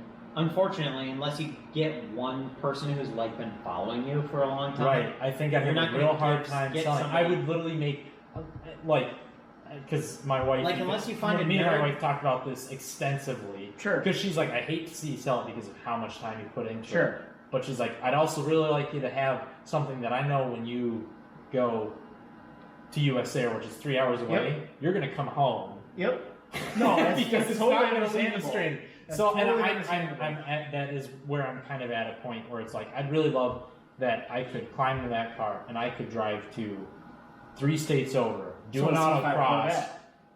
and know I'm going to be able to drive the thing home. I'd love to take the thing out to SCCA Nationals without a trailer and know I'm going to be So, bringing you know, it like home. a C5, Probably. C5. Right, no, you're right. You or a can't always expect it 370 to, but it's one of those things where it's like, if you were a betting man, would you bet you could drive this car out there? Like, if someone's like, I bet you $1 million you can't take this car out there. The 300, I'd be like, no way in hell. But something else, Okay, yeah, you know, that's a fair point. But we have a club member who has a C6 Before you- Corvette, oh, and no one would ever predict that a C6 Corvette would have an engine failure. yes, they would, if it's a Z06. Because the dry sump systems on those are horrendously bad. Yes, Oh well. I would have. It is. Yes. You are. If I had to say it, you would say that a dry sump setup on a C6 Z06 is worse than a wet sump setup on a Z51 Z06. Like the Z51, Z- C6. C6. Yeah, not Yes. Z06. Sorry. Yeah, C6. Yeah, just so My we're clear. mistake. But you know, Yes. I knew what you meant. Yeah. So the wet sump setup on the C6 was arguably better than the dry sump ZR1. So basically, what you're saying is you just need to get like a '90s Honda Civic because they're indestructible. no, Even no. when they burn The just as things much that oil I've as they looked do at- gasoline. they things just that I've keep looked on at- going. They just So smoke and keep going. The other part of it is if I went to something else, I think I'd want to try and get it as close to stock as possible to build it for some kind of specific class. So like one of the things that I've looked at that would be relatively in my price range, assuming parting out my car, I can actually sell the bits I think I can sell. You know, something like a 350Z. To get into a stock version of that and build for like STU. Yeah, you should have bought a 350Z about 3 years ago. I would ask then, based on that, I know. I would base They're on. They cost more than what Reed paid for his. Like, There's been a couple that I've been able to find of his. The biggest problem that I see is finding one that hasn't had something done to it. yeah. So And when you do find them, With they my- are like 40,000 mile cars, so they're pretty expensive. $15,000. Right. with right. my limited knowledge of the Nissan cars, why would you not then go with a 370Z? I would consider it. One of the I things, know they're more expensive, but you can find one that's less molested than a Yes. 350Z. No, you're right. And then for marginally more money. I would need to look into it. There's two factors. One that is a pretty objective like thing to consider. The other one is completely subjective kind of thing about it. The objective side of it is the 370Z is They're heavier. They're a heavier car, They are. No. and your consumables on those from our buddy Edward Coe. Yep. Oh, sure. He's done a lot of track days with Yep. his and stuff. And one of the things he noted about that car is the consumables on it. That's the expensive part of the track day. Forget the track day Yep. entry. It's the consumables on that car that So you now, really. this So is it's where- not. this is It's where- not. It's not something I would pass up by any Sure. means. Like I like the way they look and everything like that. I had a 370Z X mod way back in the day. Yep. So it's definitely not something I would be like, no, I'm not going to do that. Sure. It's just, it's one of those things, it's a little bit more expensive. There's, not only from the base price, but it's probably going to be a little bit more in consumables. I would need to look into it and see if it exactly is. I haven't done that yet, obviously. So I look at things in consumables as, yes, like maybe brake pads are more expensive, maybe brake rotors are more expensive, but they're bigger. They are. So now, are you going to go through the same amount of pad volume per event? And yes, if the pad volume is identical, you're going to go through less pad in a 370 than a 350 because you have a lot bigger pad. So the volume that you go through will arguably be maybe the same. So maybe you go through a full set of pads in an event on a 350, and you maybe go through 3/4 of a pad in a 370. So yes, your pad-to-pad volume is a lot more, and your rotor-to-rotor volume is a lot more. Right. But you save money overall by bigger, and I can get practice in my next track event out of my old pads and rotors, and then when I go into actual competition, I swap on new rotors, new pads, break them in on the warm-up laps, and then... But unfortunately, prices are not dictated by volume. Prices are dictated by application. And some cars that have small pads are wildly expensive because they're obscure. Yes. Or they're less common. Like Miatas. They're not obscure or uncommon. Well, but the factory pads versus aftermarket pads, if you look at that situation, it's very marginally more money to go with a giant AFCO rotor and caliper on the front, and then a larger. But then they last forever. Yes. Well, no, they last about as much as stock on his car. Well, as a stock car. But that car has a whole pile of other things going on. That's true. That's creates true. more that brake is wear very in much general. true. But if you put those same brakes on an otherwise comparable stock Miata, they would literally last forever. They would last a good while. They would last a long time. Well, they might not even last as long, so you probably never get them warm enough. Well, there is that, but then you just bump down a couple levels of pads. Yeah, well, Fair enough. Which are cheaper to begin with anyways. Yeah. The other part of it with the 370Z of why when the subjective side of it is they have the new Z car coming out. And it would always feel like 370s are going to get cheaper. Well, no, it's not even that. It's not even that. It's like it would be like I was that close to getting the new Z, but I didn't. You know, it'd be like, why does a person buy a Boxster instead of a 911? Well, they couldn't afford the 911. That's why they bought the Boxster. But the difference between a Boxster and a 911 is a lot different from a 370 to a 400Z. It's not a 400. Or a Z, whatever the fuck It's just called the Z.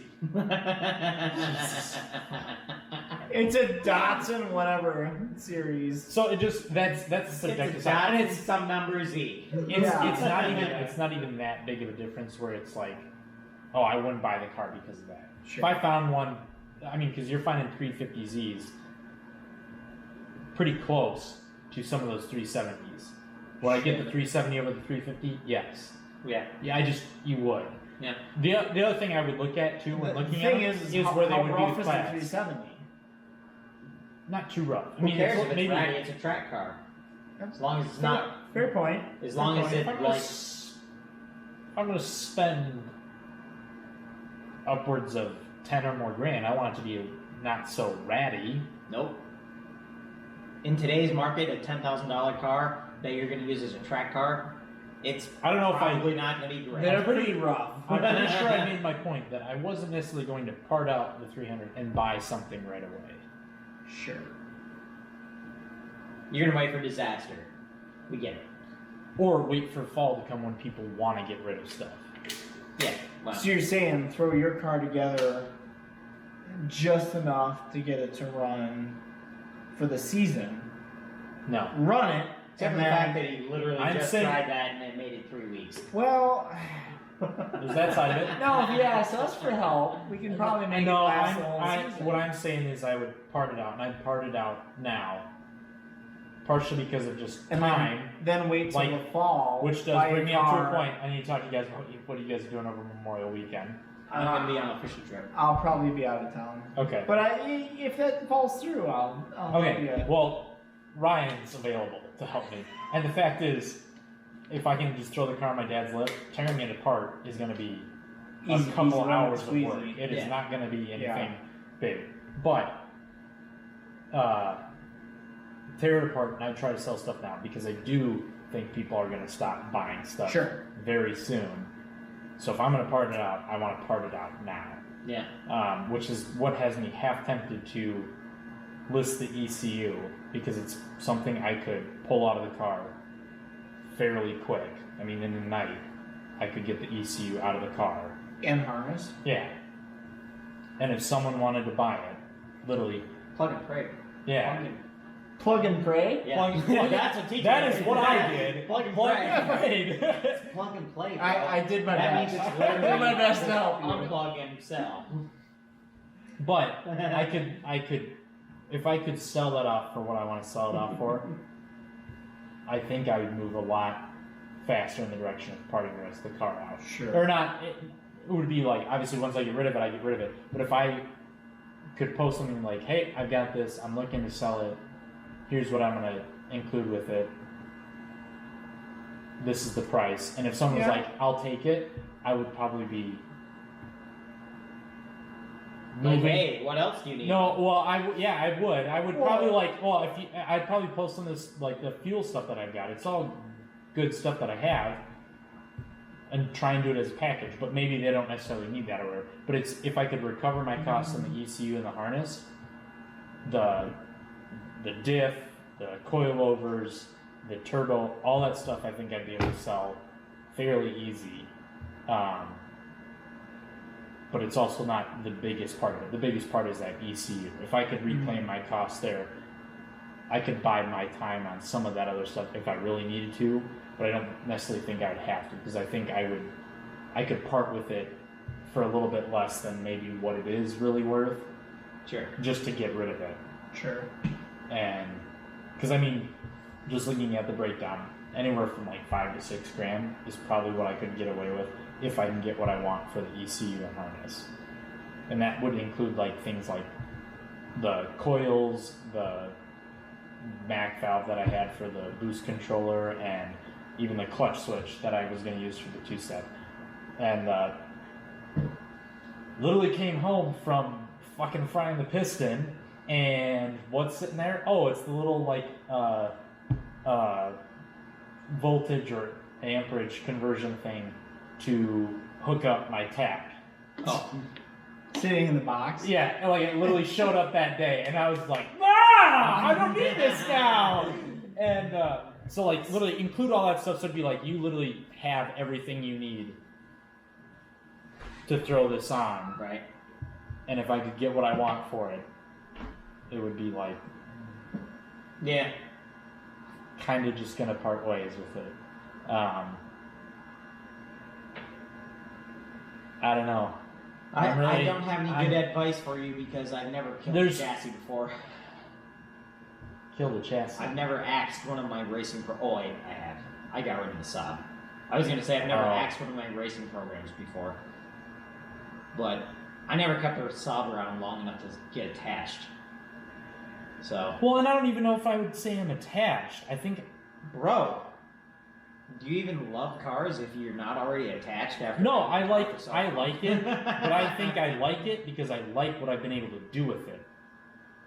And that's the part that has me... If you just want something that you like what you're able to do with it, and you want it to be simple, you should get like a 3rd gen Camaro. No. Or something just like that is just very, very simple. No. And easy. No. Loads of aftermarket support. You can just buy parts and put them on. No. Well, I mean, I'm not necessarily opposed to that part, but no. I don't think that would be the right direction. That'd be going the same direction I am going. To go to something like a 3rd gen Camaro. How? Well, to some extent, but you also no. You have a Because platform that has a very limited aftermarket support. True. Yeah. I don't. Can't But that doesn't even, with what I've been able to do with the car, that doesn't even bother me that much. I just, right now I'm at the point I've got one space. Again, right now. But even still, You have more I'm at space, the you're point. just not utilizing I'm it. at the point where You have a I'm whole backyard where realizing. you can park. I'm at the probably 10 or 15 cars back there. Yes. Yeah, because our neighbor loves our yard right now. Imagine what it has 15 cars in it. put in a wood fence, they won't be able to see it. This guy knows. I'm not putting that kind of money into that house. Well, not with that attitude. Not with that attitude. But so I'm at that. One of the things I'm realizing about myself is the thing that I will always want more than anything else is to be racing. It doesn't really matter what it's in, as long as I have something to race. And this was also kind of emphasized by when this happened. At the same time, we were talking about one of our buddies finding 80's 200 SX, and that's an American. We haven't talked about that at all. No, I'm saying we talked about it in a chat. But it's an 80's. Thanks for the clarification. Outside of the podcast. Sorry, outside of the podcast. 80's 200 SX that one of our buddies' dads was going to go look at for like $750. And this is, I think it's technically the S12 chassis is the chassis code. So, what chassis code is your car? Z31. So it's not like an S13. No. S13 is a 240 SX. I know it's a The S13, 240 the S13 chassis, if I'm not mistaken, is more based off the Z31. Like it pulls some of it, but So yours isn't one of the S chassis classifications. no, it's not. Straight up Z car, bro. And Okay. you wouldn't consider there's the S30 chassis and the S130, but you wouldn't. No one's ever really referred to them as S chassis cars. When you talk about S So chassis, the Z31. no, for any Z car. Okay. Even though they have the S, when you say an S chassis car, they're pretty much talking about the 240 SX. S12, Or S13, Sylvia line. S14, Yeah, yeah. S15. Yeah, Okay. and the S12 is kind of that weird one because it's not one that's really talked about. Sure. I believe it's called an S12. I'm not 100% sure. Don't really care what it's called. What it does share is it has VG in it. Some also have 4 cylinders in them. Mhm. But the suspension is the exact same thing as it is in a With your Z31. Z31. So it's one of those things like if your dad doesn't buy this and this thing isn't like completely rusted through where it's going to kill me and it runs fine, I would buy it. And I just pull the coilovers off my 300 and I slap the starting wheels on and I would spend the $600 on some, new Falcons or Bridgestones or whatever and throw it on there and just autocross Sure. after the season. And then That'd be a keep cool and then- classic ripper. to right. Well, run but for the it would be a season. good placeholder Yeah. until I regain my composure. What if this had a turbocharger on it? Yeah. Well, actually, so you say What if that, I- but if it had the right harness in it and the ECU is the same, more than likely I could just swap out the injectors, throw the turbo on it, and throw my stock ECU on it, and the thing would run false. And then you could put your tune in it and roast No, all the pistons. the Hey. stock ECU. Oh, So it wouldn't have any of that BS that I've done to it. dude. The whole So- loose and fast mass airflow theory It's pretty cool. might come into play for the C4 Hey. because I'm pretty sure I'm going to try and get some 1.6 rockers and a mild cam for the C4 and some air compressor. 1.6s. Might as well go 1.7s. Yeah. 1.7s are more common. I have to see if they clear my valve covers. Get bigger. A ball peen Get hammer taller will solve valve that covers. problem. Probably not because they're aluminum. Oh well, if they're cast, yeah, it would be a problem. But if they're form steel, you can just hammer those out and make a little bit more clearance. I've got some form steel valve covers if you want them for a 350. For an LT. No.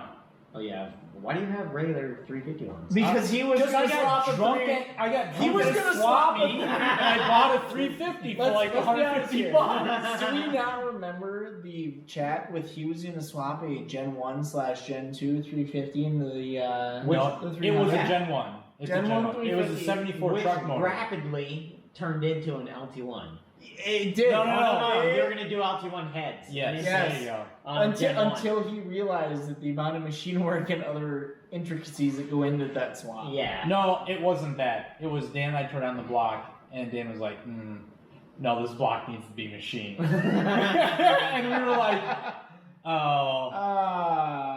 And I was just like, Do you still have the block? Yeah, it's Dan has it at his work. Is it a 2-bolt or a 4-bolt? It's a 4-bolt. Bro. Dude, no. Don't even dive into the temptation of a 4-bolt main, because a 4-bolt parallel main is no better than a 2-bolt main. As far as torque holding capacity, you want a splay bolt. I was gonna say, is it a parallel or a splay bolt? That's not a splay bolt. Yeah, you want to buy a 2-bolt Dude, block. it's a truck engine. You want to buy a 2-bolt block, and then 4-bolt blank main caps, and then do a 45-degree splay, because Well, I already have a 2-bolt block. then buy 4-bolt Blank caps? blank caps, and then do a splay bolt setup, because 4-bolt, Well, I'll keep that in mind for the future because I'm just if- doing an OEM rebuild for if they're parallel, OEM Plus. if they're parallel, you're going to stretch the inners before you stretch the outers, And then it fails anyways. and then it fails anyways. So if you do a splay, it adds additional load. Because you're not only counting on the bolt's shear strength, but you're doubling up the Axial tension Yeah. strength. Yes. Yep. Tensile strength plays into it, as well as the... So, back to my predicament. Sure. And the reason I want to go back to it, because one of the things that would keep me from getting rid of the Z is quite literally another car. I'm at the point where it's like I don't want to tear back into it right now, because I've just spent so much time on it, and I just don't. I'm not going to have the time, and I don't want to force the time. I don't want to make the time, or whatever you want to say, to put it back together. So you're going to take some of your moldy money and buy something different. Maybe. I was looking today, and there ain't out there. No, there's not. Because if you look at the used car market, Right. it is horrendous right now. Right. So... And everything pretty much sells like word of mouth before it ever goes on the market. Yes. So what I would say, based on what I have experienced with my build and where you're at and where the market's at, is stick with what you've got, because you know what you have. Yeah. Like, your chassis is good, your suspension is good, enough. Yeah, no, it is. I mean, No. And I say that is, like, the aftermarket is still catching up with your chassis right now. But there is feel. But there is This came out with coilovers. Those feel. I was gonna say there's aftermarket is catching up Right. with where They your are. chassis is with popularity and with capability. So you'll be able to get aftermarket stuff that is better than what you have right now, which is, it's decent. It's all right. Better I'm than anything I not got. going to complain It, about that. it- Yeah, it- yeah, I got it can definitely I've been use, able to have a lot of fun in the car with the way it it can is. definitely use improvement, but like it's infinitely better than stock. Yeah. So you're going to be able to get stuff that is incrementally better for your car, and or be able to be involved with an improvement in the availability with your car based on what you know with it. So why not stay with what you know For what and then move forward versus shifting platforms and I then don't have know to learn if, from I the don't ground know if level. stay with what you know is a good enough reason. No, For what it's worth, compared to buying a totally different car, even just buying the car without doing any extra modifications to it, you can either buy a junkyard engine or take apart what you have and rebuild it to a basically new engine and pay someone else who is like super knowledgeable in Megasport to tune the car for so much less money than what you can just go buy a new car for. yeah, I was gonna say, because like if That's the only downfall of the car right now is just your engine. Yep. And And you can fix that problem for 10 times less what you're going to spend on a different car. And I don't want to jump into this and like discount my tuning knowledge. No, it was nothing to do with that. I think I just pushed it too far without having that's quite possible. But or it was it's just about simply getting a it mechanical failure. That's also You a don't know possibility. Yeah, that could be. But it's also I don't. I'm pretty confident that's not it. I feel like you're not telling us something. TJ saw red and he just went, maybe. No, there was nothing like that. But it was one of those things. It just it kind of kept getting worse. And worse. Like it didn't feel. Which could be a mechanical failure. It could be. It definitely could be. You know, and I don't want to discount my, self-discount my tuning knowledge, but I want to say that I am not an expert in the VG series. I just went off of what I know with my prior 4-cylinder, 6-cylinder, 8-cylinder. There's nothing special about them. Yeah, you know what I mean. There's nothing like weird where it's like. It's not like it's a super specialized platform. No. So I just went on the safe side of what I know. Right.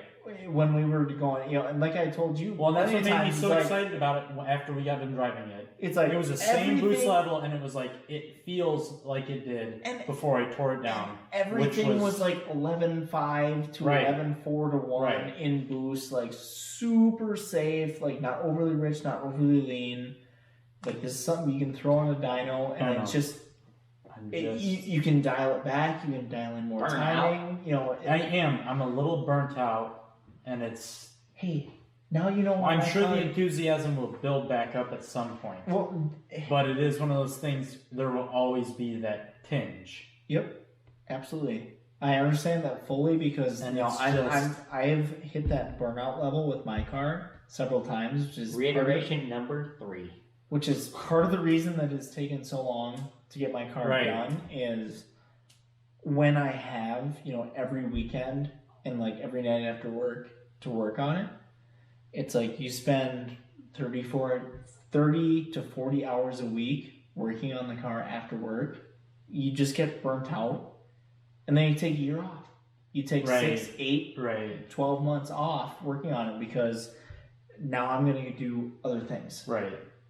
Well, maybe that's my problem because I really haven't done that since. Yeah, and that's I've just been exactly. Yeah. That's where the most I've taken off is probably this winter.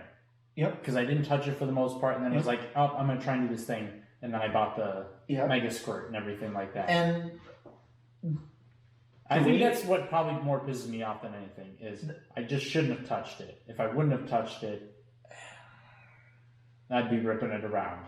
Maybe. Unless it was a mechanical failure. Exactly. You may have been better. I didn't touch my Corvette. Guess what? It blew up. Yep. Yeah, not quite. But if I would have just went like this and put the transmission in it, it would have been a catastrophic failure probably when I was 300 miles from home. Well, maybe. But even with those clips out of your they can't. Your lifters. But the fact that I found corners off the pistons in the bottom of the pan. The piston might have been that might have been an issue. The push rods are going to hold the pulse. They can't come out. Unless something else happens. And also just bearing clearances. Once they start going, they don't get better. Yeah, usually they start slapping around in there, and then it just gets infinitely worse. This is probably what will happen. We'll see how tomorrow goes. And if we go look at that house and it's something we're going to go after, there's probably a better chance I hold on to it. Yeah. Because I just have a space for it. More room.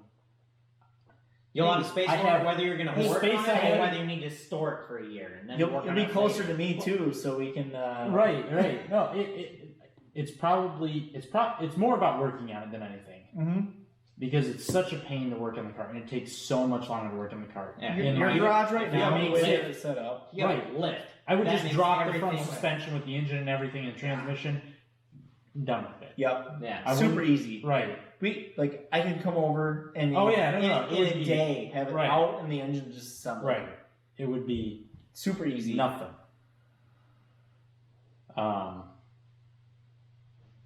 So cars. We'll see how tomorrow goes, I guess. Good old. I don't know. automotive Part of technology. me does want to get something that's. Part of me wants to get something like a 350Z. Newer. So it has, so it's just newer. I would mainly focus on suspension and brakes. I mean, Do something like an those- STU build. Are those Maybe- still not a lower control arm with like a strut as acting as the upper control arm No. as the front suspension, or they have a Nope. wishbone with a? They're basically a double wishbone on the front. I think Okay. so. I'm not 100% sure. Okay, Like, so I'm not, that's a big Oh, benefit. yeah. That's a big benefit. If you can get a new wishbone, and then even if it has a strut, I just like Reed actually set his 350 up very well, and it was sure. Yeah, It I was don't know very much good to about drive. I don't know much about Like, the I really, 350 and really- 370 cars. I really enjoyed driving his car. Sure. But having AC, but like I was saying before, like going up to US Air, the 300, I have to get, like, you can't do it in a day. You can't do 6 hours of driving in that car to and from the track and not be just absolutely Well, you're just driving with Dead. windows down, no when you AC. get home. Yeah, See, you and just that's- you're so dead, and it'd be so nice to have a car where it's like it almost, not that it feels like nothing, but it. I mean, I do a lot of driving, of driving for work. I can Oh, I do. totally understand. I've done 14 hours of driving in a day. Yep. And Totally understand. yeah, it that. can beat you up. But trust me, if I do 6 hours of driving in a car that is just And then something I can 4 hours of competitive driving, and then 6 hours drive home. Like that's a lot. Right, but I'm saying if I can do 6 hours of just driving around to the track, and I just have the basic amenities and stuff like that, I'm gonna be tired, but I'm not gonna be just Yeah, but if you have HVAC and all so that, destroyed. like you're, Right. You know, in comfortable seats, like Exactly. it's a lot better than you're in a full race seats, windows down, getting the shit beat out of you Right. the whole way there and the whole way back, and the whole way you're racing. right. Like that's rough, and that's where, like, with my car, with the build, plan is keep it sub class weight for what I'm going to be racing in, with full HVAC, marginally comfortable seats. You know, be seats I can swap out with between reclinable and fixed back race seats. But something like, you can drive 8-12 hours, drive down to an event that you're going to Right. spend a whole weekend at, and then take the Let's seat, swap That's them the other out, thing. Like, and- I'd like to have a car. Like, if I was going to go to Taylor Dragon or something like that, yeah, you I feel could the- drive the car out there. But that's the thing, though, too. You're not driving the car 10 out of 10 at Tail of the Dragon. You're driving it like 6 out of 10. No, So I you- know, but so- I'm so saying, you- but being able to actually yeah. drive it out there, So because that's you throw the reclinable seats in it, you recline it, you got lumbar support, you drive it out there, you rip it for the whole weekend, you drive it home, no Right. big deal. Then when you're back home and you're going to go the next weekend to a race event, you pin in or bolt in Right. some fixed back seats, and then you go race it, 10 out of 10 right. on a parking lot or at a track, where Right. if you rip it off into the grass, no big deal. Yeah. You rip it off into the Clibbins at Tail of the Dragon, you're off 500 feet off into the trees. There is a small part of me that wants to part it out and then ambitiously save and get a new Z car. Nah, But it nah, does at this- cross at this into a point- little area of it's going to be so nice. Like, if I did an HPD day, I'd have to buy track insurance. Yeah. No two ways about it. you'd have to get like have to. Grundy or Haggerty Yeah. or some of those, where you could spend another $500 and buy track insurance for each track day that you're going to spend. Right. Like, it's expensive. Like, I've got Haggerty on my Or- car right now, and that will, if the house burns down and the garage burns down and everything right now, I will get, roughly what I've got into it parts wise, and then probably about 50% of the labor I've got into it at shop rate. Right. Like, Yeah. Could I get more coverage that would cover everything? Yes. Will that cost me astronomically more? Yes. The other thing, I had thought about with it, I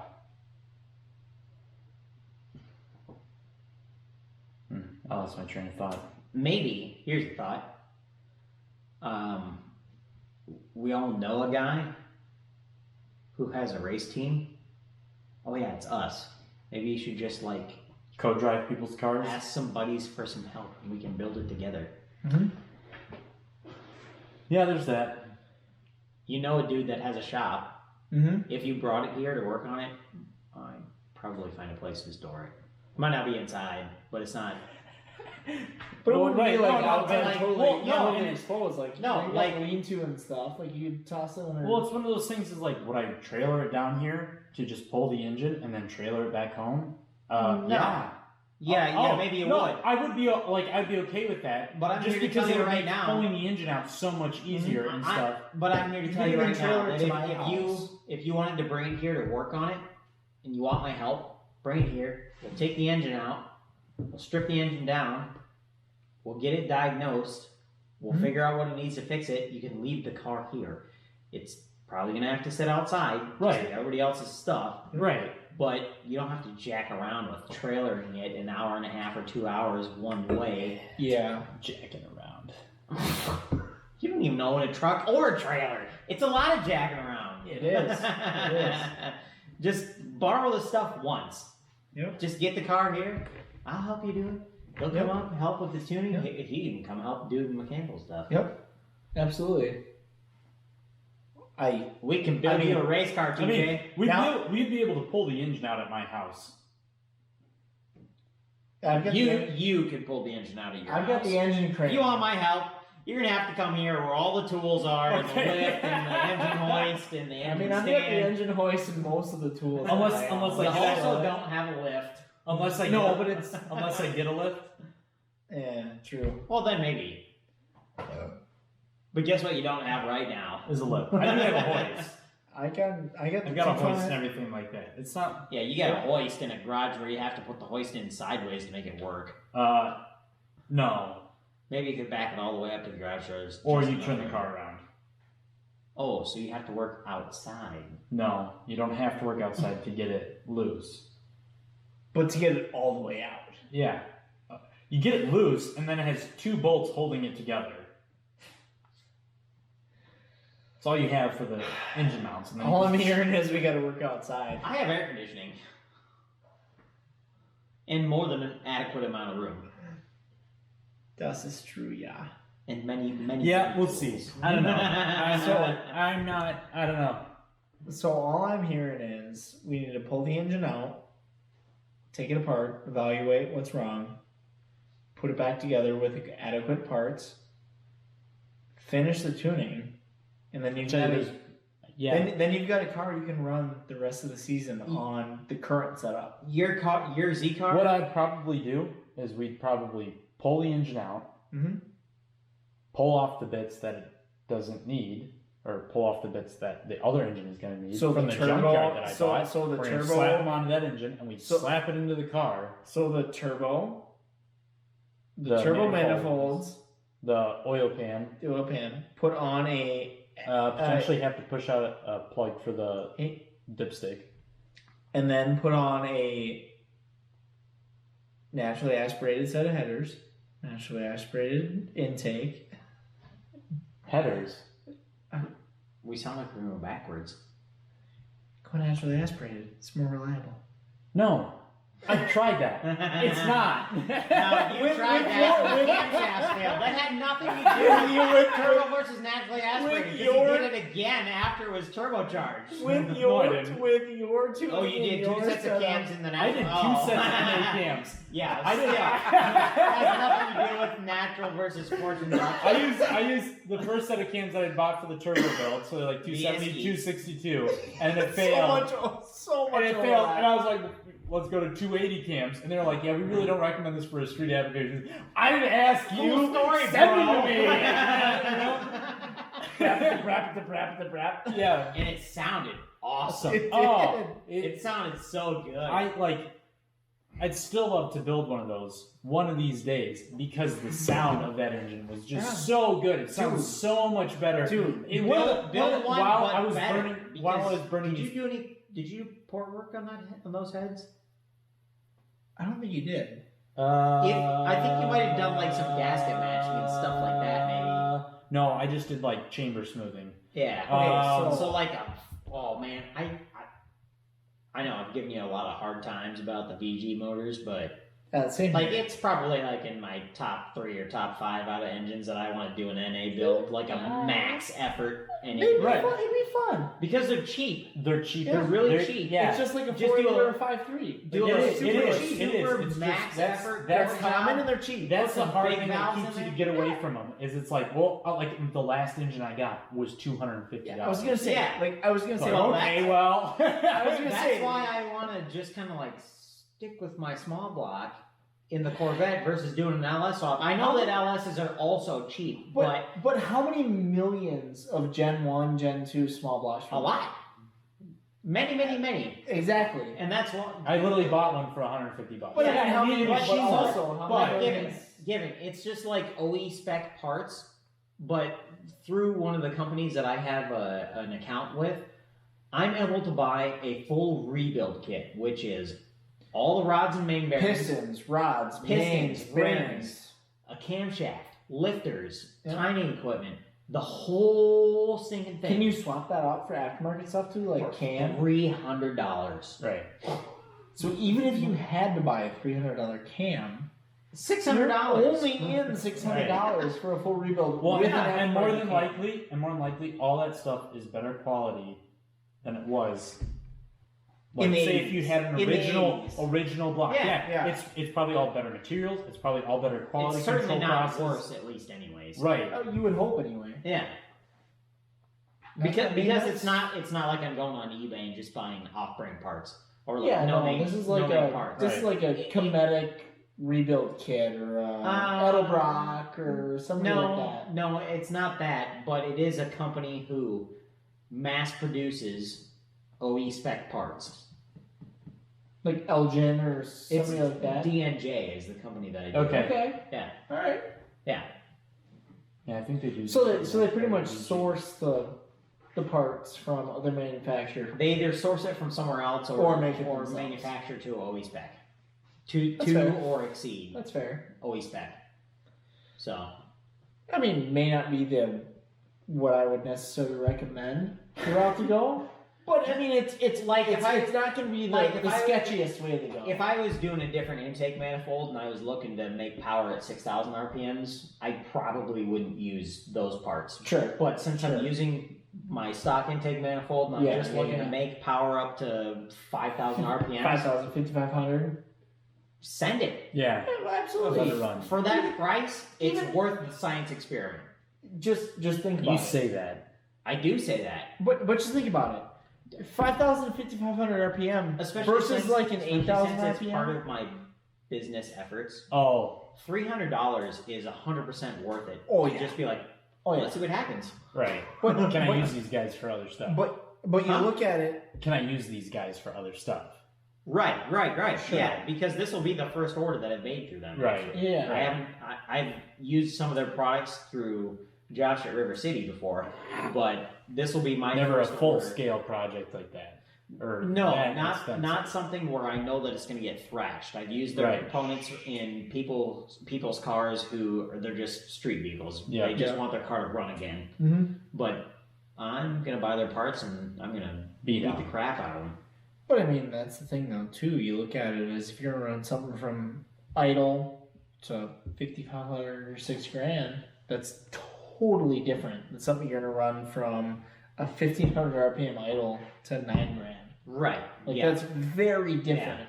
I mean, And what you're looking for. it's even very different maxing out at 5,000 or 5,500 RPMs, just going to 6,500 RPMs. Oh, absolutely. Yeah. Like the amount of balance you've gotta have from. Well, for what it's worth, any components true. that I get, because I'm building it myself, Mhm. all my pistons are all going to be weight matched. Yeah, Everything's going to be properly balanced. So, absolutely. yeah. Well, one thing about my Corvette I never really elaborated on. When we went to try and do the transmission replacement, yeah. the flywheel that came with my transmission setup that I bought, Yeah. I picked it up and I was like, fella, this flywheel is heavy. I threw it on the scale, it was 36 pounds. Just the flywheel. I was like, this is not good. That's the I thing. picked up the flywheel that came off the engine and I was like, this is less. It's Mhm. definitely less. I don't know how much, but it's definitely less. So I threw it on the scale. It was 16 pounds. That's the and I was thing. like, oh, I don't want to add 20 pounds to the rotating assembly. See, that's the thing is like you buy like an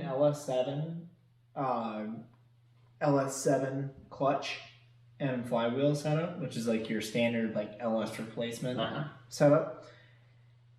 That is so heavy. Yeah. Like their flywheel that comes with that is like 35 or 40 pounds. Yeah.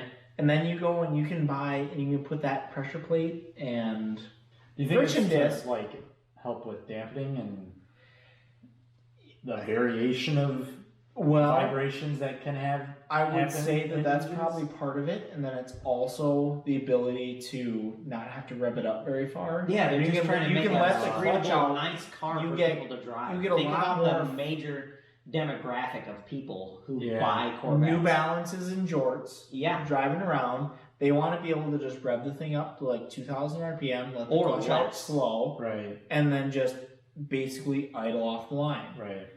Now you get a 12.5 ounce. Sorry. 12 12 and a half ounces, that's off the line.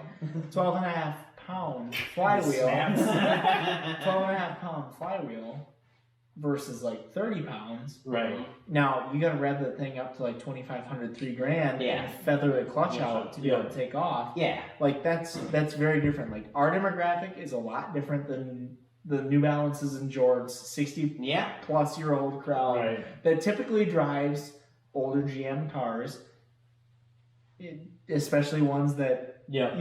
are worth a lot. Yeah. So, I mean, Yeah. One of the that makes last sense. events that I had the Corvette at, I had somebody ask me, like, I was just pulling up to the starting line, and they're like,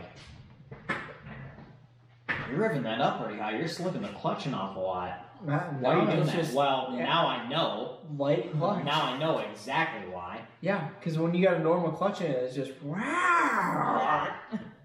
And it's not that I had to rev it up really high. It just the way that the exhaust sounded on that car, it sounded like it was revving a lot higher than it really was. Sure. But I was doing that 2,000 to 2,500 RPMs for my clutch engagement, just for like a smooth engagement to get to the line, not anything to do with what I mean, was you don't going want to on. bother the thing down so far that it's just Right. coming up to the line. Yeah.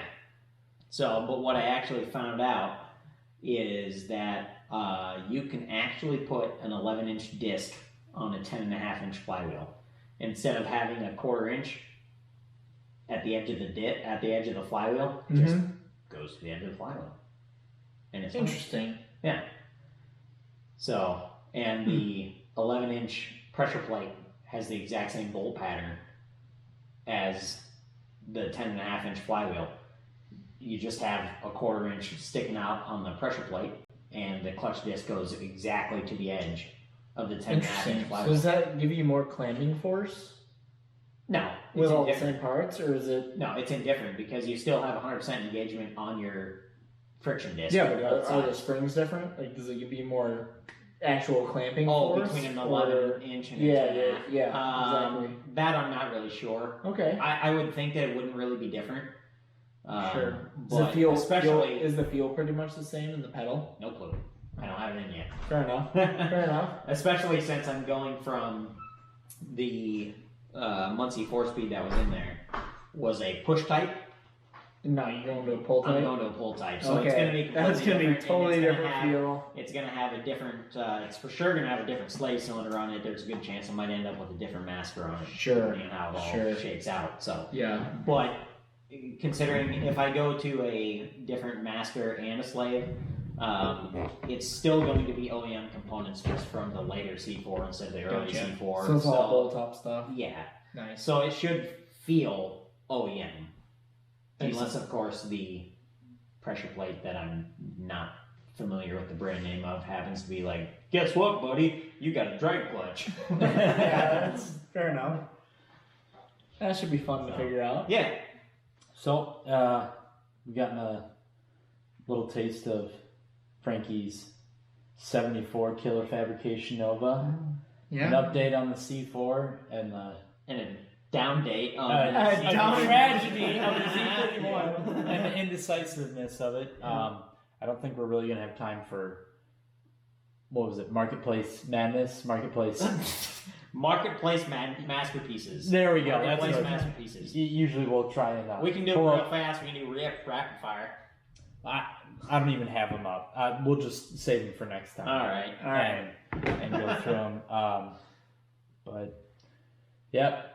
We'll probably have, hopefully, some big updates in the next episode with everything that's going on. Hopefully, I don't know if we'll have the Corvette back together. Well, if everything pans out all right, well, it's for sure going to pan out all right. The engine's all completely apart now at this point, and I need to make a trip to Dubuque next week anyway, so the engine's going to the machine shop next week, and he'll be pretty lickety split about getting all my measurements done so I can get my parts ordered. And Josh is super fast. Yeah, he is. so I should have my parts at the machine shop by the end of next week, and then I should be doing assembly the following week. Okay. So.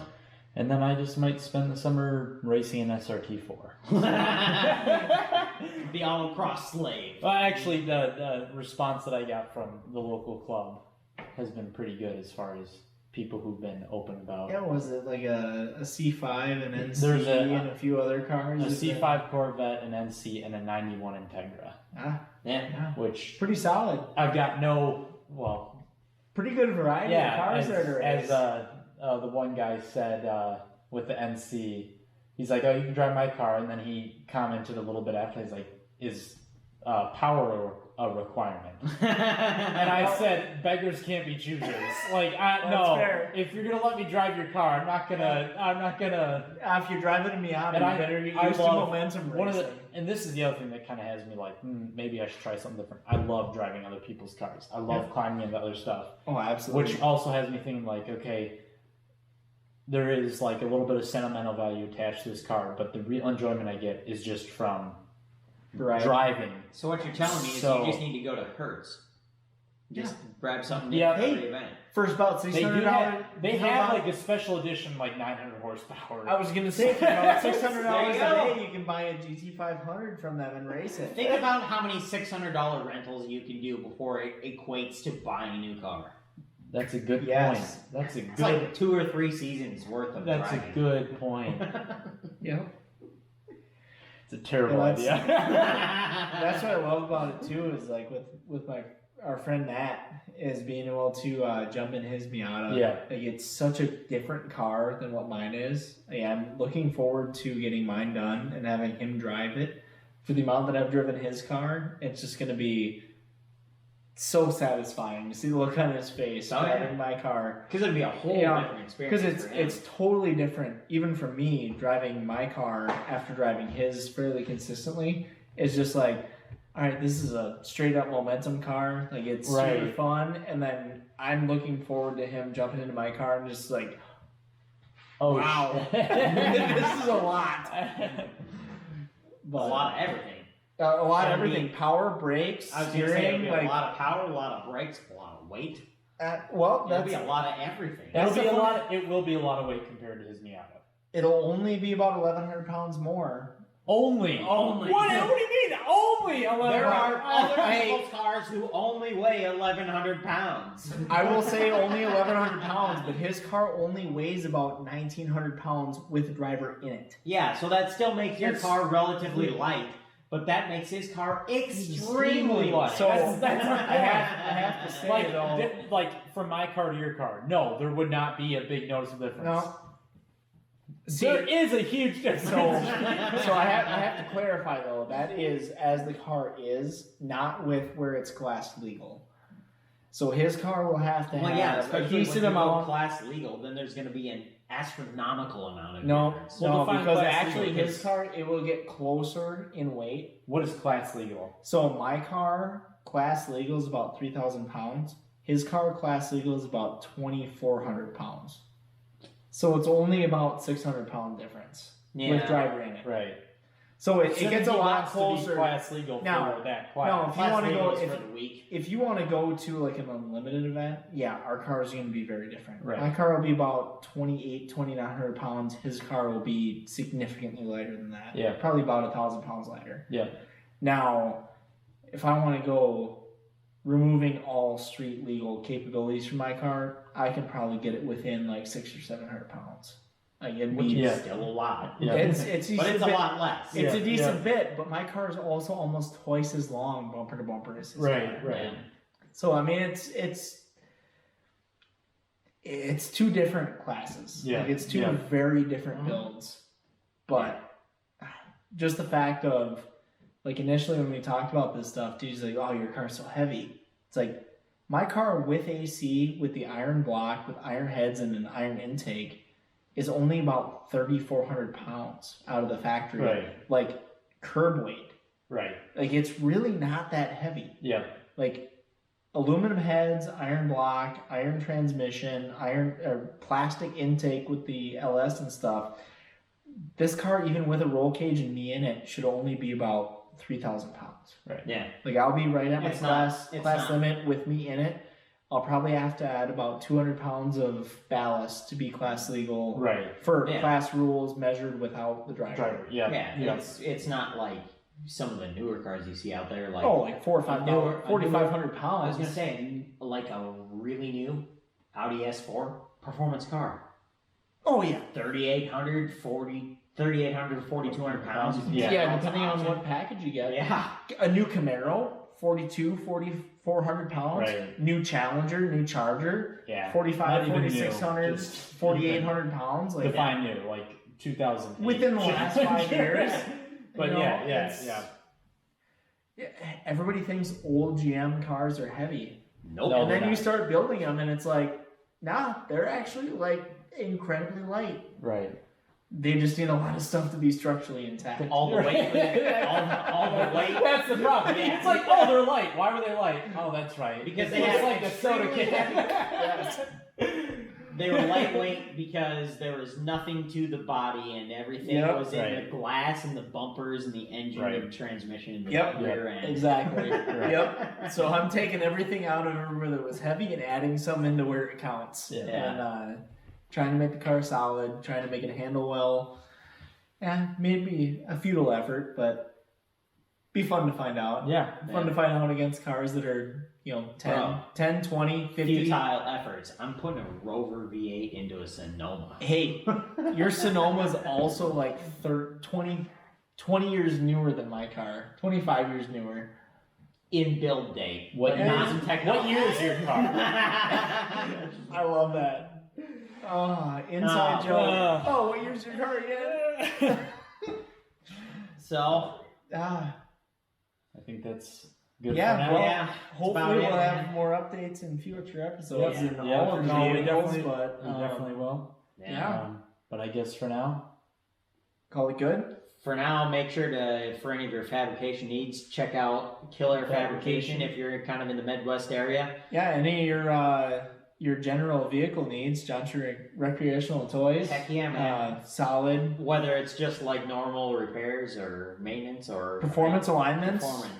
performance build like engine, Yeah. any of that kind of stuff. So Yeah. and don't reach out to me. I'll ignore you. yeah, no, Oh yeah. TJ's kind of I think we'll I figure it out. have bigger shit to deal with than your problems. Yeah, if you guys want to check stuff out, you can always check me out at Killare_Fabrication on Instagram. I think Tyler's got a Facebook and Instagram page for. yeah, Johnson Recreational Toys. And if you're watching this podcast, you're probably already seeing our memes. I was gonna say. That's all I'm doing. Check out the Troll Patrol dank memes. Yeah.